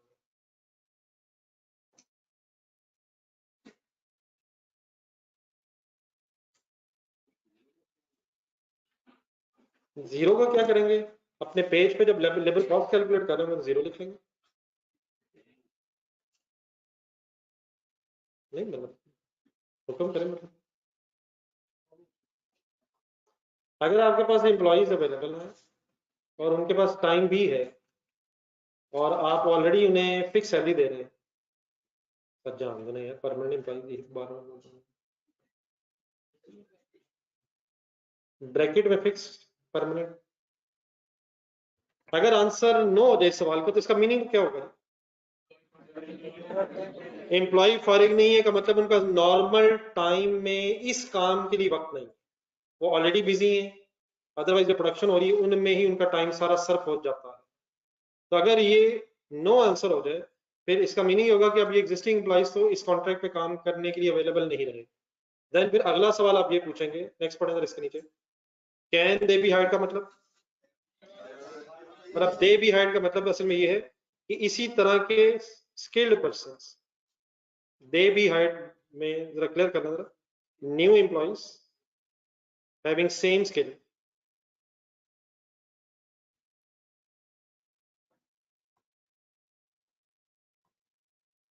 New employees having required skill. आपको इन 8000 यूनिट्स को बनाने के लिए जो स्किल लेबर में रिक्वायर्ड है, क्या वो स्किल्ड पर्संस मार्केट में अवेलेबल हैं? Answer can be yes. No yes का मतलब, लेकिन हो सकता है आपको अगर स्पेशलाइज स्किल वाले लोग चाहिए हो, जिस तरह मसलन आप जिस तरह कि आप माशाल्लाह स्किल्ड लोग हैं, हर बंदा तो इनमें तो ये स्किल नहीं ना होती। नहीं माशाल्लाह नहीं है, आप माशाल्लाह चार्टर्ड अकाउंटेंट बन जाते हैं तो आप में जो नेसेसरी स्किल है वो फिर बी कॉम्स में तो नहीं होती बेचारा। हो भी सकती है, लेकिन आप जैसे स्किल्ड लोग रेयर है ना यार, प्रीशियस कमोडिटी, आपको अंदाजा नहीं है। Can skilled employees B hired? अगर आंसर यस है तो मतलब रखा जा सकता है, नेसेसरी स्किल वाले लोग अवेलेबल हैं। नो अगर हो जाए तो इसका मतलब उस स्किल वाले एम्प्लॉयज जो हमें रिक्वायर्ड है अपनों के पास टाइम नहीं है और नहीं रखे नहीं जा सकते। अपनों के पास टाइम नहीं है, यस का मतलब हो जाएगा नए रखे जा सकते हैं। ऊपर अपने के पास टाइम नहीं है और नो का मतलब नए भी नहीं रखे जा सकते। तो पहले यस की तरफ आ जाता है। अगर आपका आंसर है कि यस नहीं रखे जा सकते हैं तो फिर अब उनकी जो कॉस्ट ऑफ हायरिंग है, आपको होपफुली आइडिया होगा कि एडवर्टाइजमेंट करनी पड़ती है। अगर कोई जॉब वैकेंसी आती है तो उसके लिए एडवर्टाइज करना पड़ता है। फिर वो जो एडवर्टाइजमेंट का खर्चा होगा, बंदा रख लिया, उसकी ट्रेनिंग कॉस्ट होगी, फिर उसकी जो सैलरी होगी। अच्छा सैलरी चाहे आप फिक्स दें या पर आवर दें या पर यूनिट के हिसाब से दें, क्या फिर वो रेलिवेंट होगी? अगर नया बंदा रखना है तो उसे चाहे आपने फिक्स पैसे देने हो, क्या वो इसी कॉन्ट्रैक्ट की वजह से देने पड़ेंगे? तो असल में ये भी सिर्फ नहीं होता कि फिक्स कॉस्ट हमेशा रेलिवेंट है। अगर फिक्स कॉस्ट आपके डिसीजन की वजह से आनी है फिर वो रेलिवेंट हो सकती है, लेकिन अगर फिक्स कॉस्ट आनी ही है, आपने चाहे आप कॉन्ट्रैक्ट एक्सेप्ट करें या ना करें, मसलन फैक्ट्री ऑलरेडी आपकी रेंट पे है और रेंट आप ऑलरेडी पे कर रहे हैं, तब आप कोई कॉन्ट्रैक्ट एक्सेप्ट करें या ना करें, एग्जिस्टिंग जो रेंट है या कुछ एग्जिस्टिंग परमानेंट एम्प्लॉयज जो ऑलरेडी अपने रखे हुए हैं उनकी सैलरी फिर पे करनी ही पड़ेगी। लेकिन अगर किसी कॉन्ट्रैक्ट की वजह से आपको कोई रेंट पे नई बिल्डिंग लेनी है, कोई नए लोग हायर करने हैं, तो उनकी अगर सैलरी फिक्स भी होगी वो भी आप किसी डिसीजन की वजह से इंकर होगी। तो ये कुछ जरूरी नहीं है कि हमेशा फिक्स कॉस्ट रेलिवेंट हो। कब भी रेलिवेंट होगी? जब वो ऑलरेडी इंकर हो रही है। लेकिन अगर कोई इंक्रीमेंटल या एडिशनल फिक्स कॉस्ट है तो फिर वो रेलिवेंट भी हो सकती है। तो अगर आपने नए एम्प्लॉयज रखने तो उनकी हायरिंग कॉस्ट, उनके ट्रेनिंग कॉस्ट, उनकी सैलरी पर यूनिट या पर मंथ जो भी होगी वो सब कुछ रेलिवेंट हो जाए। पढ़े जरा यस नीचे, rate per hour, cost of hiring, advertisement, training, और रेट पर आर के साथ ये भी लिखना जरा नीचे कहीं, fix salary, fix monthly salary.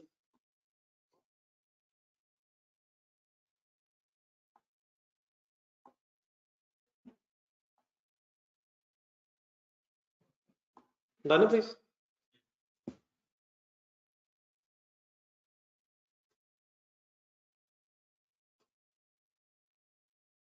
No की तरफ आए जरा, लेकिन नो से पहले ऊपर देखें जरा, पहले भी एक आंसर नो है फिर दूसरा नीचे आंसर नो है। पहला नो क्या था, एग्जिस्टिंग के पास टाइम नहीं है, दूसरा नो, नए रखे नहीं जा सकते।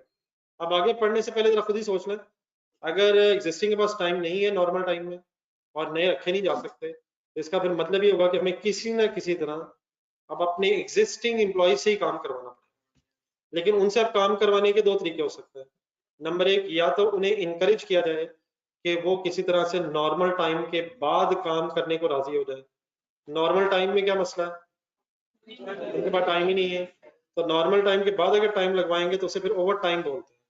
ओवर टाइम का कॉन्सेप्ट मैंने जो 9 to 5 आपसे कहा था, 5 बजे के बाद अगर काम करवाएंगे वो फिर ओवर टाइम।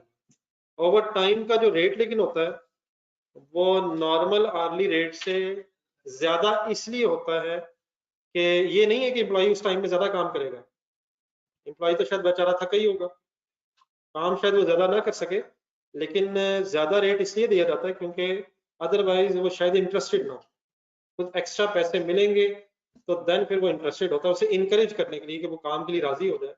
ओवर टाइम में ज्यादा पेमेंट की जाती है। मसलन फॉर एग्जांपल अगर नॉर्मल आर्ली रेट 500 रुपए है, तो सम कंपनीज में सम टाइम डबल रेट भी होते हैं। डबल का मतलब क्या हो जाएगा, 1000 रुपया हो जाएगा। 1.5 अगर कैलकुलेटर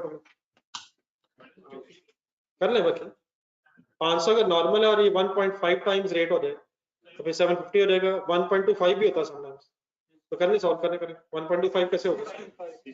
तो लेकिन इन एनी केस हम नॉर्मल सिचुएशन यही है कि ओवर टाइम का रेट जो होता है ये नॉर्मल रेट से ज्यादा इसलिए होता है ताकि एम्प्लॉय जरा इनकरेज हो और वो काम करने के लिए तैयार।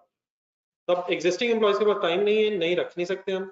एक ऑप्शन ये होगी कि हम ओवर टाइम के बारे में सोचें। दूसरा ये भी हो सकता है, वो फिर मैं फिगर्स के साथ अभी समझाता हूँ, लेकिन दूसरी एक ऑप्शन ये भी हो सकती है कि ओवर टाइम में काम करवाने की बजाय नॉर्मल टाइम में जो एम्प्लॉयज अदरवाइज काम कर रहे हैं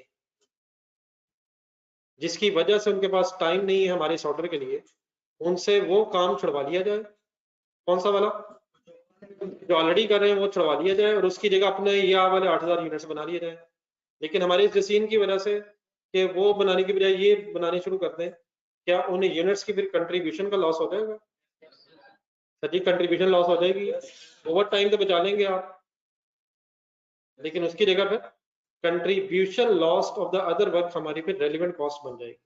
अब अगर दोनों ऑप्शंस अवेलेबल हो क्वेश्चन में, ओवर टाइम भी है for example, let's assume 700 rupees per hour over time बनता है, और ये पढ़ने जरा बैठे मेरे साथ, ऊपर लोअर ऑफ लिखा हुआ है ये छोड़ दें, ये आप डिसीजन लीजिएगा, राइट साइड पे एरो पढ़ जरा। एक चीज क्या हो जाएगी फिर अगर नो ऊपर आंसर है, ओवर टाइम है एग्जिस्टिंग वर्कर्स का, एंड दूसरा अपॉर्चुनिटी कॉस्ट ऑफ अबेंडनिंग का मतलब स्टॉपिंग अदर जॉब। कौन सी अदर जॉब, जो ऑलरेडी कर रहे थे नॉर्मल टाइम में, वो छुड़वा के अगर आप काम करवाएंगे। ब्रैकेट पढ़े जरा, contribution lost from abandoning the contract which is being fulfilled in the normal time. Let's assume उसकी कंट्रीब्यूशन लॉस्ट है 800। अब जरा कंक्लूड पहले ना कर दीजिए, पहले सोचना जरा, 700 रुपए कब इनकर होगा और 800 रुपए का नुकसान कब होगा। और टाइम में काम करवाएंगे तो 700 का लॉस हो, 700 कॉस्ट इनकर करनी पड़ेगी, और अगर नॉर्मल टाइम में करवाएंगे तो 800 रुपए का नुकसान है।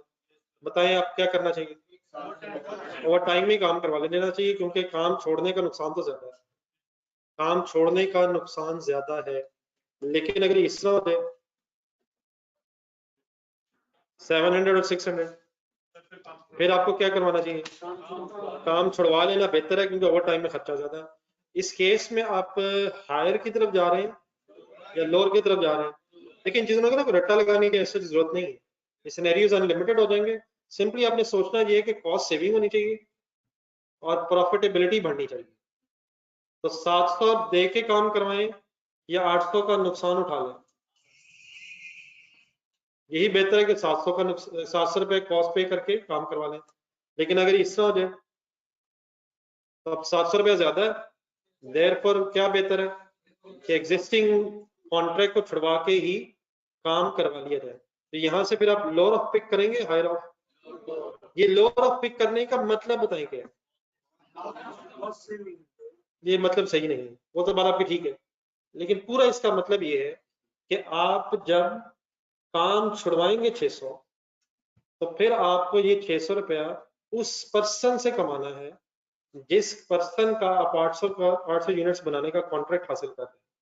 ये 600 तो आपने अदरवाइज भी कमा लेना था, तो अगर ये आपने छोड़ा है तो ये opportunity cost of doing the 800 units work, 8000 units work, तो इस 600 को फिर आपको कहाँ कमाना चाहिए, उन 8000 यूनिट्स में कमाना चाहिए। और जब आप उसकी कॉस्ट बना रहे होंगे तो उसमें फिर आपको 600 रुपया पर आवर भी जहन में रखना चाहिए कि ये मैं जो छोड़ रहा हूँ अब मुझे यहाँ से कमाना, ठीक है। पूरी बात ये है, यहाँ से उठा क्या लेंगे, लोअर ऑफ उठा लेंगे और लोअर ऑफ फिर हमारी वो रेलिवेंट कॉस्ट ऑफ लेबर बन जाएगी जो हमने अपने उस कस्टमर से अर्न करनी है जो हमें 8000 यूनिट्स का कॉन्ट्रैक्ट देना चाहते हैं, ठीक है। तो पूरी बात ये है कि वंस अगेन ये जो 600 रुपया क्या है, ये एक अपॉर्चुनिटी कॉस्ट है जिसे हम यहाँ मिस कर देंगे। तो अगर यहाँ से मिस करेंगे तो फिर 8000 यूनिट्स के हवाले से हमें इसे कमाना चाहिए, ठीक है। तो पूरी पिक्चर ये है सर, यहाँ से लोअर ऑफ उठा के करना क्या है,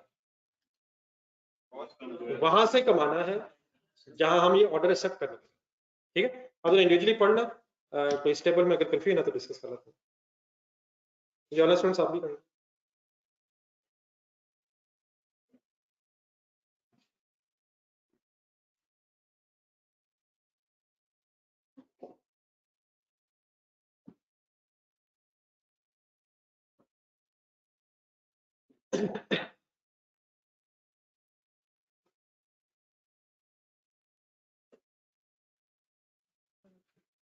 नहीं फिर बाद में शाम को बात करेंगे।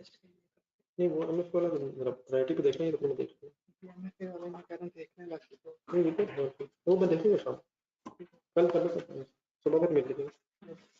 अच्छा एक सेकंड बोर्ड पे जरा देखें, इस वक्त ये सिनेरियो यस नो के साथ जो बना है, आई होप कि ये तो क्लियर हो गया, लेकिन एक इस तरह भी हो सकता है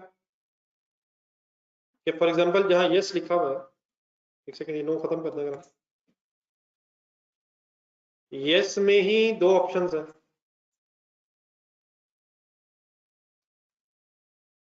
हायरिंग भी है और ओवर टाइम भी है, हो सकता है पूरा ऊपर से सिनेरियो शुरू करना, लेबर के पास टाइम नहीं है, हायरिंग हो सकती है लेकिन ओवर टाइम भी लगवाया जा सकता है, फिर बताएं कैसे सोचना चाहिए, फिर भी क्या सोचना चाहिए। अगर हायरिंग में कॉस्ट कम है हायर कर लें, और अगर ओवर टाइम में खर्चा कम हो रहा है तो ओवर टाइम लगवा लें। तो मीस से ये जो हम इस वक्त सॉर्ट ऑफ टेबल पढ़ रहे हैं ये एक आइडिया देने के लिए आपको ज्यादा है, बाकी अकॉर्डिंग टू द क्वेश्चन फिर हम डिसीजन लेंगे। और उसमें अपने बस ध्यान में ये रखना है कि हमें मैक्सिमम कॉस्ट सेविंग करनी चाहिए और इन अदर वर्ड्स हमारा प्रॉफिट मैक्सिमाइज होना चाहिए, जितना हो सके उतना बढ़ना चाहिए, खर्चे बढ़ने चाहिए या कम होने चाहिए, और उसके रिजल्ट में क्या होना चाहिए, प्रॉफिटेबिलिटी हाई। आज अब जरा ये बात रहा, दो तीन लाइनें और देखना फिर क्वेश्चन करते हैं। यहाँ तक दो बातें हो गई हैं, रेलिवेंट कॉस्ट ऑफ मटेरियल और रेलिवेंट कॉस्ट ऑफ लेबर। नीचे तीन एरोस बने हुए इसी सॉर्ट ऑफ डायग्राम के नीचे, वेरिएबल ओवरहेड्स पे ओवरहेड्स भी होंगे फिर जब आप वर्किंग करेंगे। अब ओवरहेड्स के एंगल से रेलिवेंट होते हैं या नहीं, सबसे पहले ना हमेशा अपने वेरिएबल ओवरहेड्स की दो एग्जांपल्स मैं अक्सर बोलता रहता हूँ ज़हन में रखनी है, वरना ये चीज खराब हो जाती है, electricity bill and fuel charges. Otherwise direct material direct labour तो वैसी वेरिएबल कॉस्ट है लेकिन ओवरहेड्स नहीं है। वेरिएबल ओवरहेड्स की दो एग्जांपल्स हमेशा कौन सी ज़हन में रखें, इलेक्ट्रिसिटी एंड फ्यूल चार्जेस, ये कम से कम 2 का ज़हन रखें। इनको ज़हन में रख के जरा पढ़ें या सोचें कि क्या वेरिएबल ओवरहेड्स भी रेलेवेंट कॉस्ट होगी। इन 8000 यूनिट्स को बनाने के लिए अगर हमें मशीनरी चलानी पड़ी तो उस मशीनरी को चलाने के लिए बिजली इस्तेमाल होगी, या अगर जनरेटर चला और जनरेटर पे फ्यूल डलवाना पड़ा तो क्या वो भी रेलिवेंट कॉस्ट होगी हमारी सर? तो वेरिएबल ओवरहेड्स हमेशा रेलिवेंट कॉस्ट क्यों होती है? क्योंकि वेरिएबल ओवरहेड्स कहते हैं किसे हैं? जो आपके डिसीजन के साथ चेंज होते हैं। ठीक है, नेक्स्ट लाइन पढ़ें। क्या इंक्रीमेंटल फिक्स कॉस्ट भी रेलिवेंट होगी? अगर कोई आपने ये जो गुड्स बना रहे हैं एडिशनल, इन गुड्स को सप्लाई करने से पहले किसी वेयर हाउस रखना आपने, और एग्जिस्टिंग वेयर हाउस में जगह नहीं है और रेंट पे लेना पड़ेगा कुछ दिन के लिए इन यूनिट्स को किसी स्टोर में रखने के लिए, और सपोज उस वेयर हाउस के बाहर एक सिक्योरिटी गार्ड भी खड़ा करना पड़ेगा कुछ दिन, तो सिक्योरिटी गार्ड की जो सैलरी होगी, उस वेयर हाउस का जो रेंट होगा, वो इंक्रीमेंटल फिक्स कॉस्ट कहलाएगा।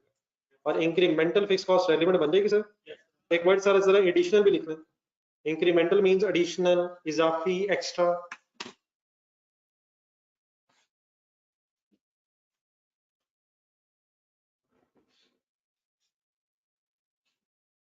असल में यहां तक थोड़ा सा अगर हम इसे try to summarise in one line, तो रेलिवेंट कॉस्ट है क्या चीज?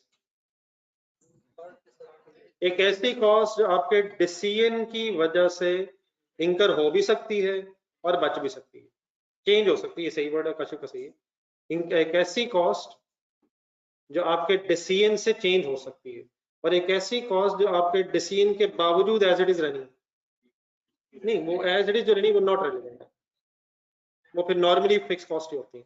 लेकिन अगर इंक्रीमेंटल फिक्स कॉस्ट है तो आप उससे इंकर कर भी सकते हैं, और अगर डिसीजन लेंगे कि मैंने यूनिट्स बनानी नहीं तो वो बच भी सकती है।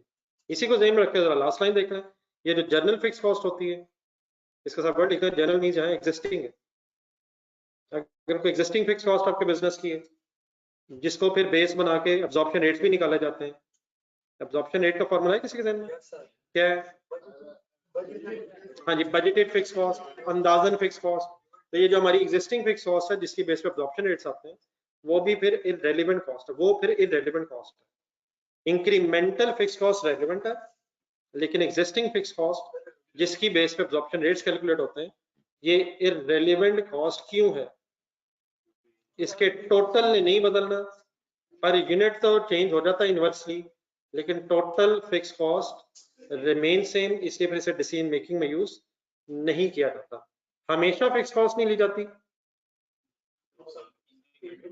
इंक्रीमेंटल ली जाती है, लेकिन अगर एग्जिस्टिंग फिक्स कॉस्ट है जिसे आपको समटाइम्स एब्जॉर्प्शन रेट के एंगल से दिया होगा, वो फिर इररिलेवेंट फिक्स कॉस्ट होता है।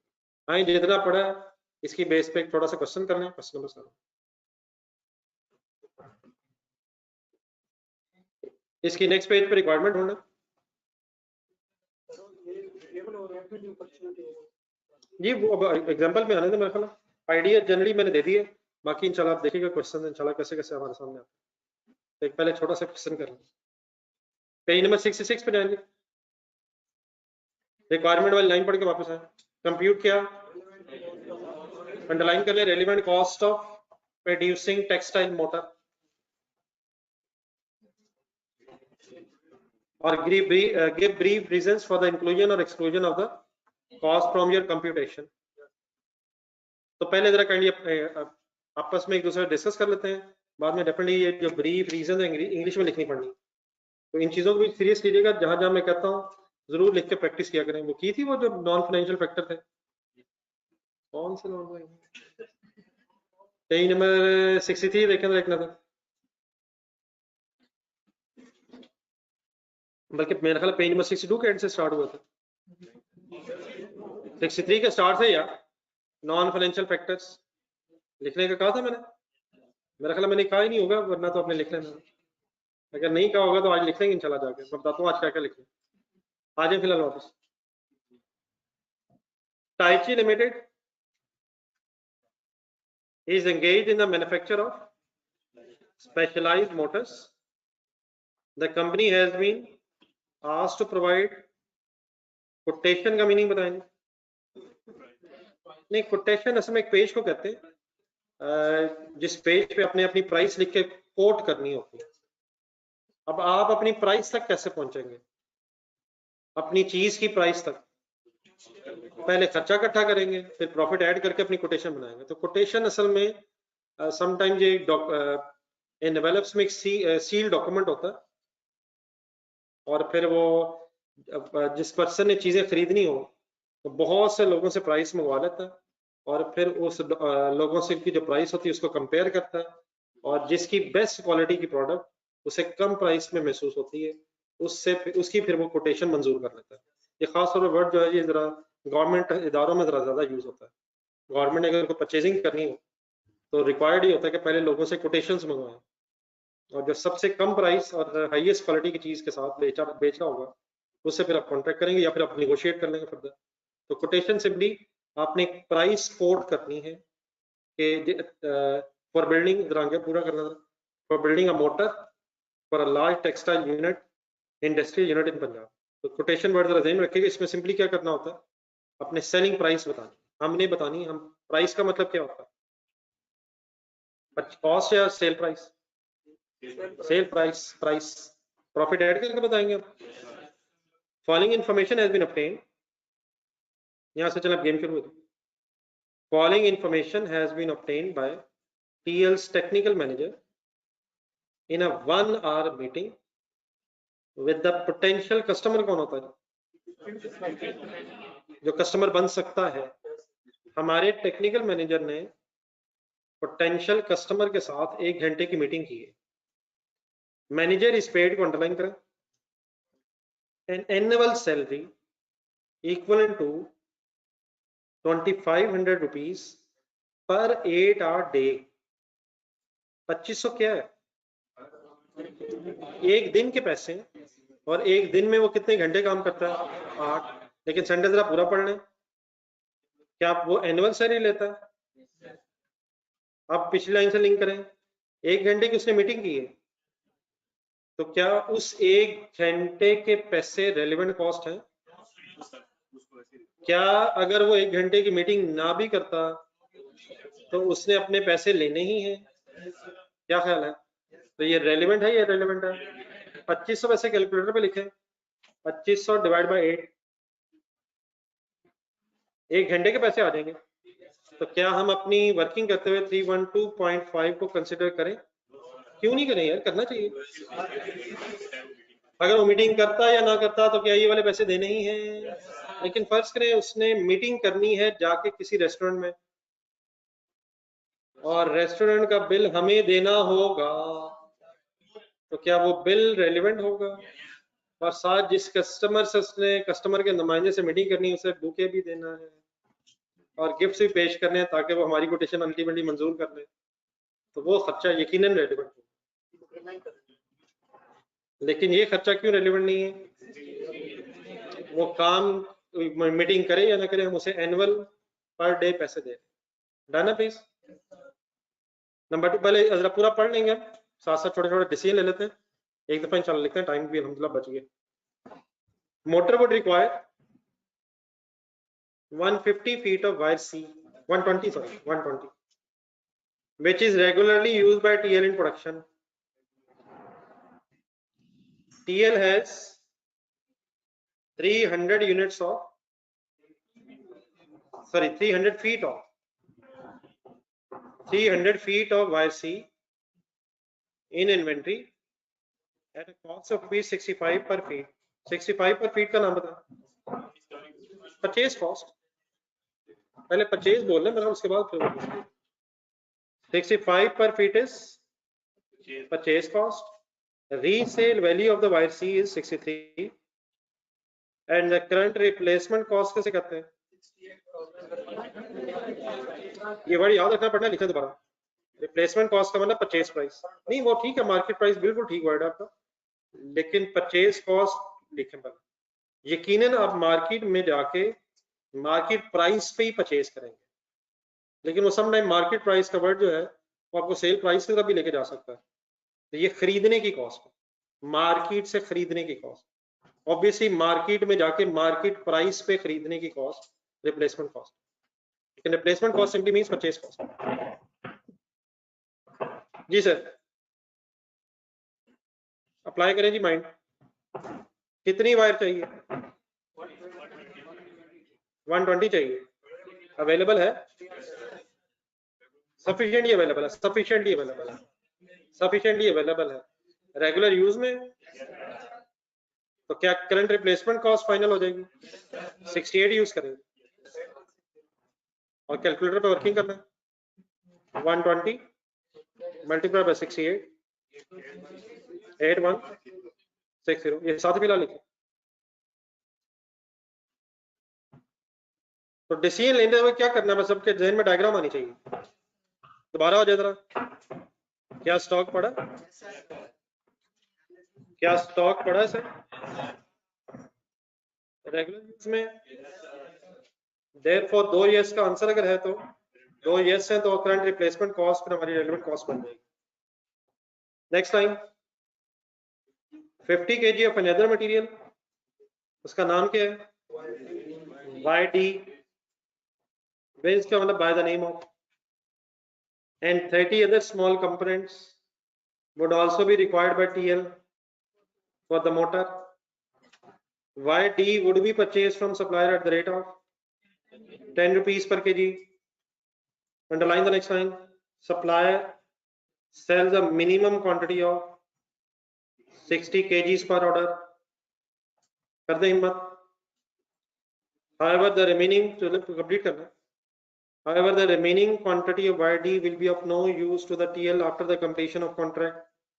कितनी चाहिए, 50, कम से कम सप्लायर कितनी बेचता है, कितनी खरीदनी पड़ेगी, कितने के लिए, और जाने दें, 50 खरीदेंगे, 50 के लिए है, बाकी 10 का क्या होगा, कोई भी यूज नहीं है, लेकिन मजबूरन अगर ये कॉन्ट्रैक्ट करना है तो 60 kg ही खरीदना पड़ना है, तो 60 इंटू 10 करें या 50 इंटू 10 करें। Other small components would be purchase from market at the rate of, तो ये तो सिंपल लिखा हुआ है, वुड बी परचेज फ्रॉम, दो वर्किंग्स हो रहेंगी, बता दें कौन कौन सी। YD की वर्किंग किस तरह हो जाएगी, 60 इंटू 10 समझ आता है यार, ये तो 50 चाहिए, बाकी 10 का क्या करेंगे। अच्छा, अगर वो कहता है बाकी 10 जो है बेची जा सकती है, उसकी रिकवरी वैल्यू पर नेट कर लेते हैं, तो मजबूरन 50 kg के लिए 60 kg खरीदने पड़ेंगे, और जो अदर कंपोनेंट्स हैं वो अल्हम्दुलिल्लाह 30 इंटू 80 करके 2400 रेलेवेंट कॉस्ट बन जाएगी, 2400 ही है जी, हाँ जी, वो टोटल हो जाएगा 3000। Next line, manufacturing process would require how many hours, तो 50 hours of skilled labour and 30 machine hours, थोड़ा हाईलाइट करना है, तो 50 machine hours to 50 labor hours and 30 machine hours. Skilled workers are paid guaranteed wage, underline करें, of 20 per hour। guaranteed wage का मतलब होता है कि जरूर मिलेंगे, फिक्स सैलरी है, जरूर मिलेंगे चाहे काम हो या ना हो।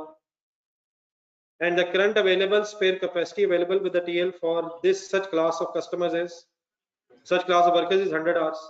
250 ज़हन में रखें जी, दोबारा लाइन फर्स्ट टाइम में चले जाए, कितने घंटे चाहिए, पर आर कितना दे रहे हैं, पर आर 20 दे रहे हैं, लेकिन क्या वो गारंटीड है, कितने अवेलेबल है, स्पेयर कैपेसिटी अवेलेबल है, ऊपर देखें डायग्राम, बताएं 100 घंटों की रेलेवेंट कॉस्ट, वो क्यों, गारंटीड वेज दे रहे हैं, 100 घंटे वैसे ही अवेलेबल है, 150 घंटे जेम रख के आगे पढ़े। additional labor hours may be obtained by either paying overtime at the rate of 23 per, कितने घंटों का 23 पर आवर, 150 into 23 या 250 into 23, तो एक खर्चा तो ये हो जाएगा, सॉल्व कीजिएगा जरा 15 into 23,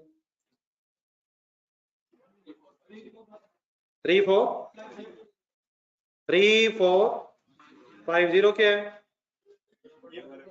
अगर ओवर टाइम में काम करवाएंगे तो ये है, और भी एक ऑप्शन है, hiring temporary workers at the rate of 21 per hour, आगे लेकिन these workers would require 5 hours of supervision by ALs, underline existing supervisor who would be paid overtime of rupees 20 per hour। दोबारा पढ़े, supervision कौन करेगा, existing supervisor करेगा, इसकी कोई relevant cost नहीं बनेगी। अगर एग्जिस्टिंग सुपरवाइजर नॉर्मल टाइम में काम करता तो फिर तो ठीक है, लेकिन ओवर टाइम देना पड़ना है एग्जिस्टिंग सुपरवाइजर को, तो क्या ये ओवर टाइम के 5 घंटे रेलिवेंट बनते जी? हाँ जी, है तो एग्जिस्टिंग, लेकिन ओवर टाइम में क्योंकि पेमेंट कर ओवर टाइम में काम करवा रहे हैं, इसलिए ये 20 रेलिवेंट हो जाएगा। देन वो कहता है machine on which motor would be manufactured was, underline करिए भी, was leased by TL last year at a monthly rent of 5,000। अब जो हजरात FA2 वगैरह नहीं भी कभी पढ़ रहे या सुना, ये was lease का सिंपली मीनिंग रखे ना अपने ज़हन में रेंट, बल्कि शायद ये FA1 तो पढ़ रहे हैं ना आप, इन्वेस्टमेंट प्रॉपर्टी में तो शायद मैंने बताया होगा। हमारा रेंट ज़हन रखे ना, लीज का वर्ड अगर कभी आ जाए तो आपने अपने लेवल पे क्या वर्ड ज़हन में रखना, लीज का मतलब रेंट। दोबारा पढ़े भी line, the machine on which the motor would be manufactured was lease का मतलब क्या लीज करवाई हुई है at a monthly rent of rupees 5,000 and it has a spare capacity of 110 hours per month। ऊपर ढूंढे 30 hours इस पैराग्राफ के ऊपर स्टार्ट में, हमें कितने घंटे चाहिए, कितने अवेलेबल हैं, 5,000 ढूंढने के हैं, मंथली रेंट है उसका, क्या ये मंथली रेंट रेलिवेंट कॉस्ट है?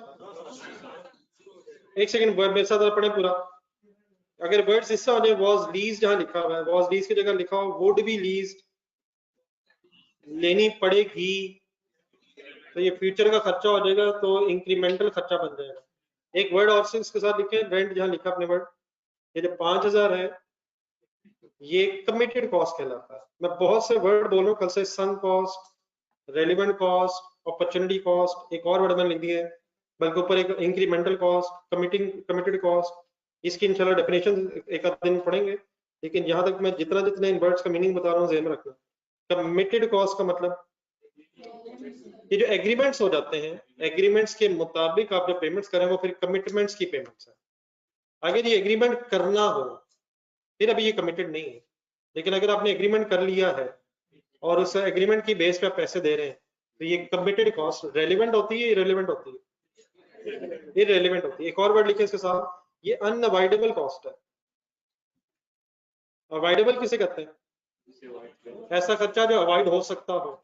अनअवॉइडेबल का मतलब इसने होना ही है, तो क्या ये 5,000 होना ही होना है, चाहे हम ये मोटर बनाए या ना बनाए, वो रेंट तो हमने देना ही देना है। देयरफॉर ये 5,000 हमसे रेलिवेंट नहीं है, because it is a irrelevant cost as a because of it is committed, it is unavoidable cost which have to be incurred whether or not the contract of producing the motor is accepted or not।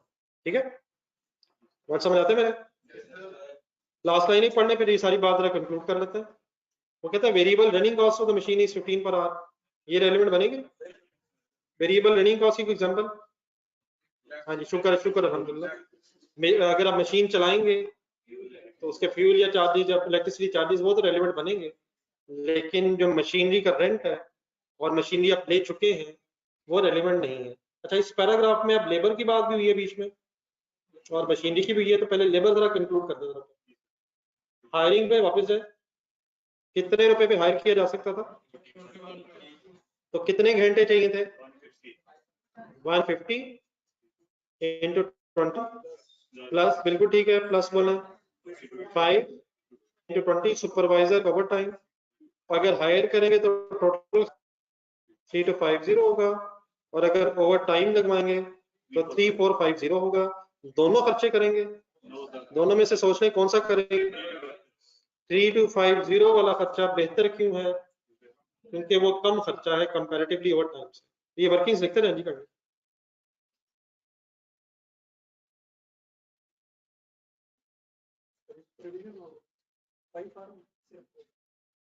जी नहीं, वो मैं दूसरी बात करता हूँ, नहीं वो एक नहीं, ये 150 तो ठीक है, 150 तो लेबर के पैसे हैं, तो या ओवर टाइम लगवा सकते हैं और या हम हायर कर सकते हैं टेम्परेरी वर्कर। यहाँ से वर्किंग करके शायद पता चला कि हायरिंग बेहतर है, जी नीचे एंड में 15 रुपए पर आवर मशीन का खर्चा है, तो मशीन के घंटे हैं कितने? 30 मल्टीप्लाइड बाय 15, 450 वेरिएबल ओवरहेड्स आ जाएंगे आपके पास। और 5000 को कंसिडर ना करने की वजह बता दें। इररिलेवेंट क्यों हो गई है? ऑलरेडी कमिटेड कॉस्ट है, वो चेंज नहीं होगी क्योंकि मशीन ली जा चुकी है। अगर मशीन अभी आपने लेनी होती तो फिर उसका जो रेंट है वो फ्यूचर का इंक्रीमेंटल खर्चा होना था, तो देयरफॉर आपको कंसिडर करना चाहिए। लास्ट सेंटेंस कंप्लीट कर दें। हाँ जी, फिक्स्ड ओवरहेड का ये वर्ड जरा याद रखना आपने। अब्जॉर्प्शन रेट जो है दोबारा लिख लें, are calculated on the basis of existing fixed cost.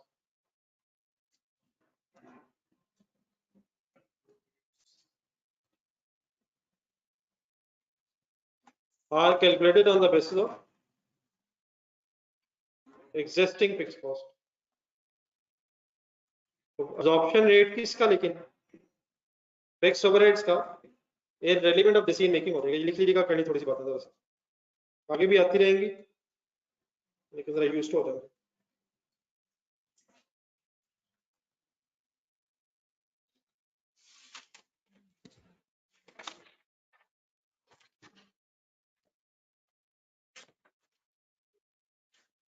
कुछ क्लियर है जी? प्लीज बातें जितनी हैं जी काश साहब।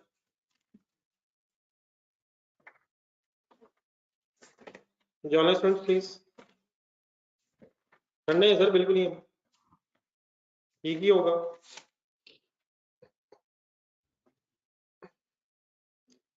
दो चीजें होमवर्क रख लें सर। नंबर 1 ये क्वेश्चन नंबर 7 दोबारा पढ़िएगा। अच्छा, इसका ना साथ होम इसका जो आंसर है उस आंसर में इसके ब्रीफ रीजन भी लिखे हुए हैं। तो पहला होमवर्क ये है कि क्वेश्चन नंबर 7 जो कंप्लीट करें। सेकेंडली एक जरा अच्छा सा होमवर्क ले लें, पेज नंबर 79 पे है।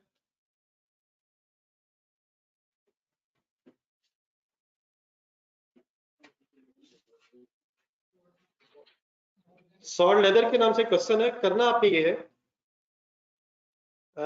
ये ब्रेक इवन का क्वेश्चन है। अब कुछ ब्रेक इवन भी फाइनल करने का जमाना आ गया है, बीच में लॉसेस आने थे क्वेश्चंस में।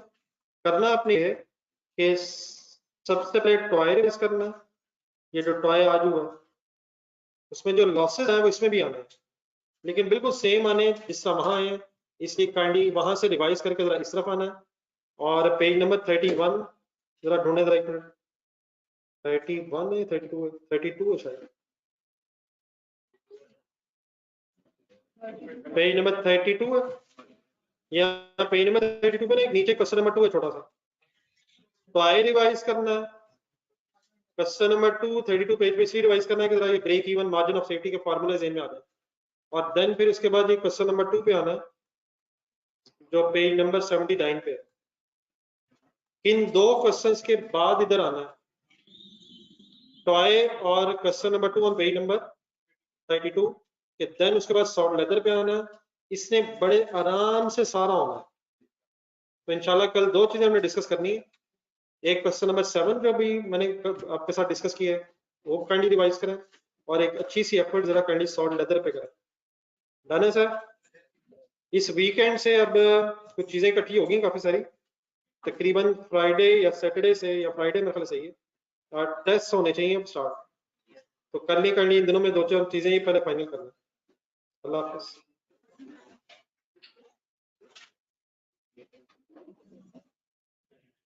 जी ठीक है जी, बड़ा ऑनलाइन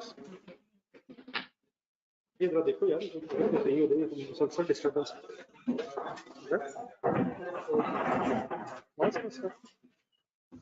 नहीं भाई, वही समस्या नहीं, कल कीजिएगा नहीं, अब ना करें नहीं। टॉय टॉय टॉय में आज बातें हुई हैं, वो मैंने उनको बोल दिया था आपका टॉय रह गया, आज अब दोबारा टॉय के बाद आए, आज टॉय में बातें हुई हैं। ये टॉय में जो आज लॉसेस आए हैं ना रॉ मटेरियल के, ये वो होगा सर, आप रिवाइज करके तो देखिए।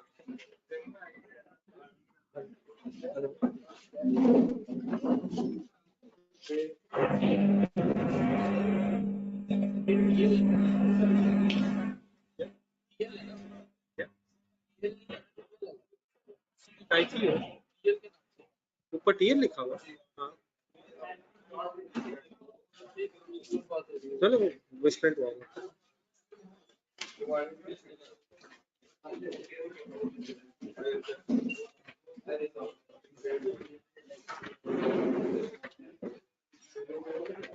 कौन है कौन, कहाँ से आना है इसे, कब आना हुई है, कब आ रहा? अच्छा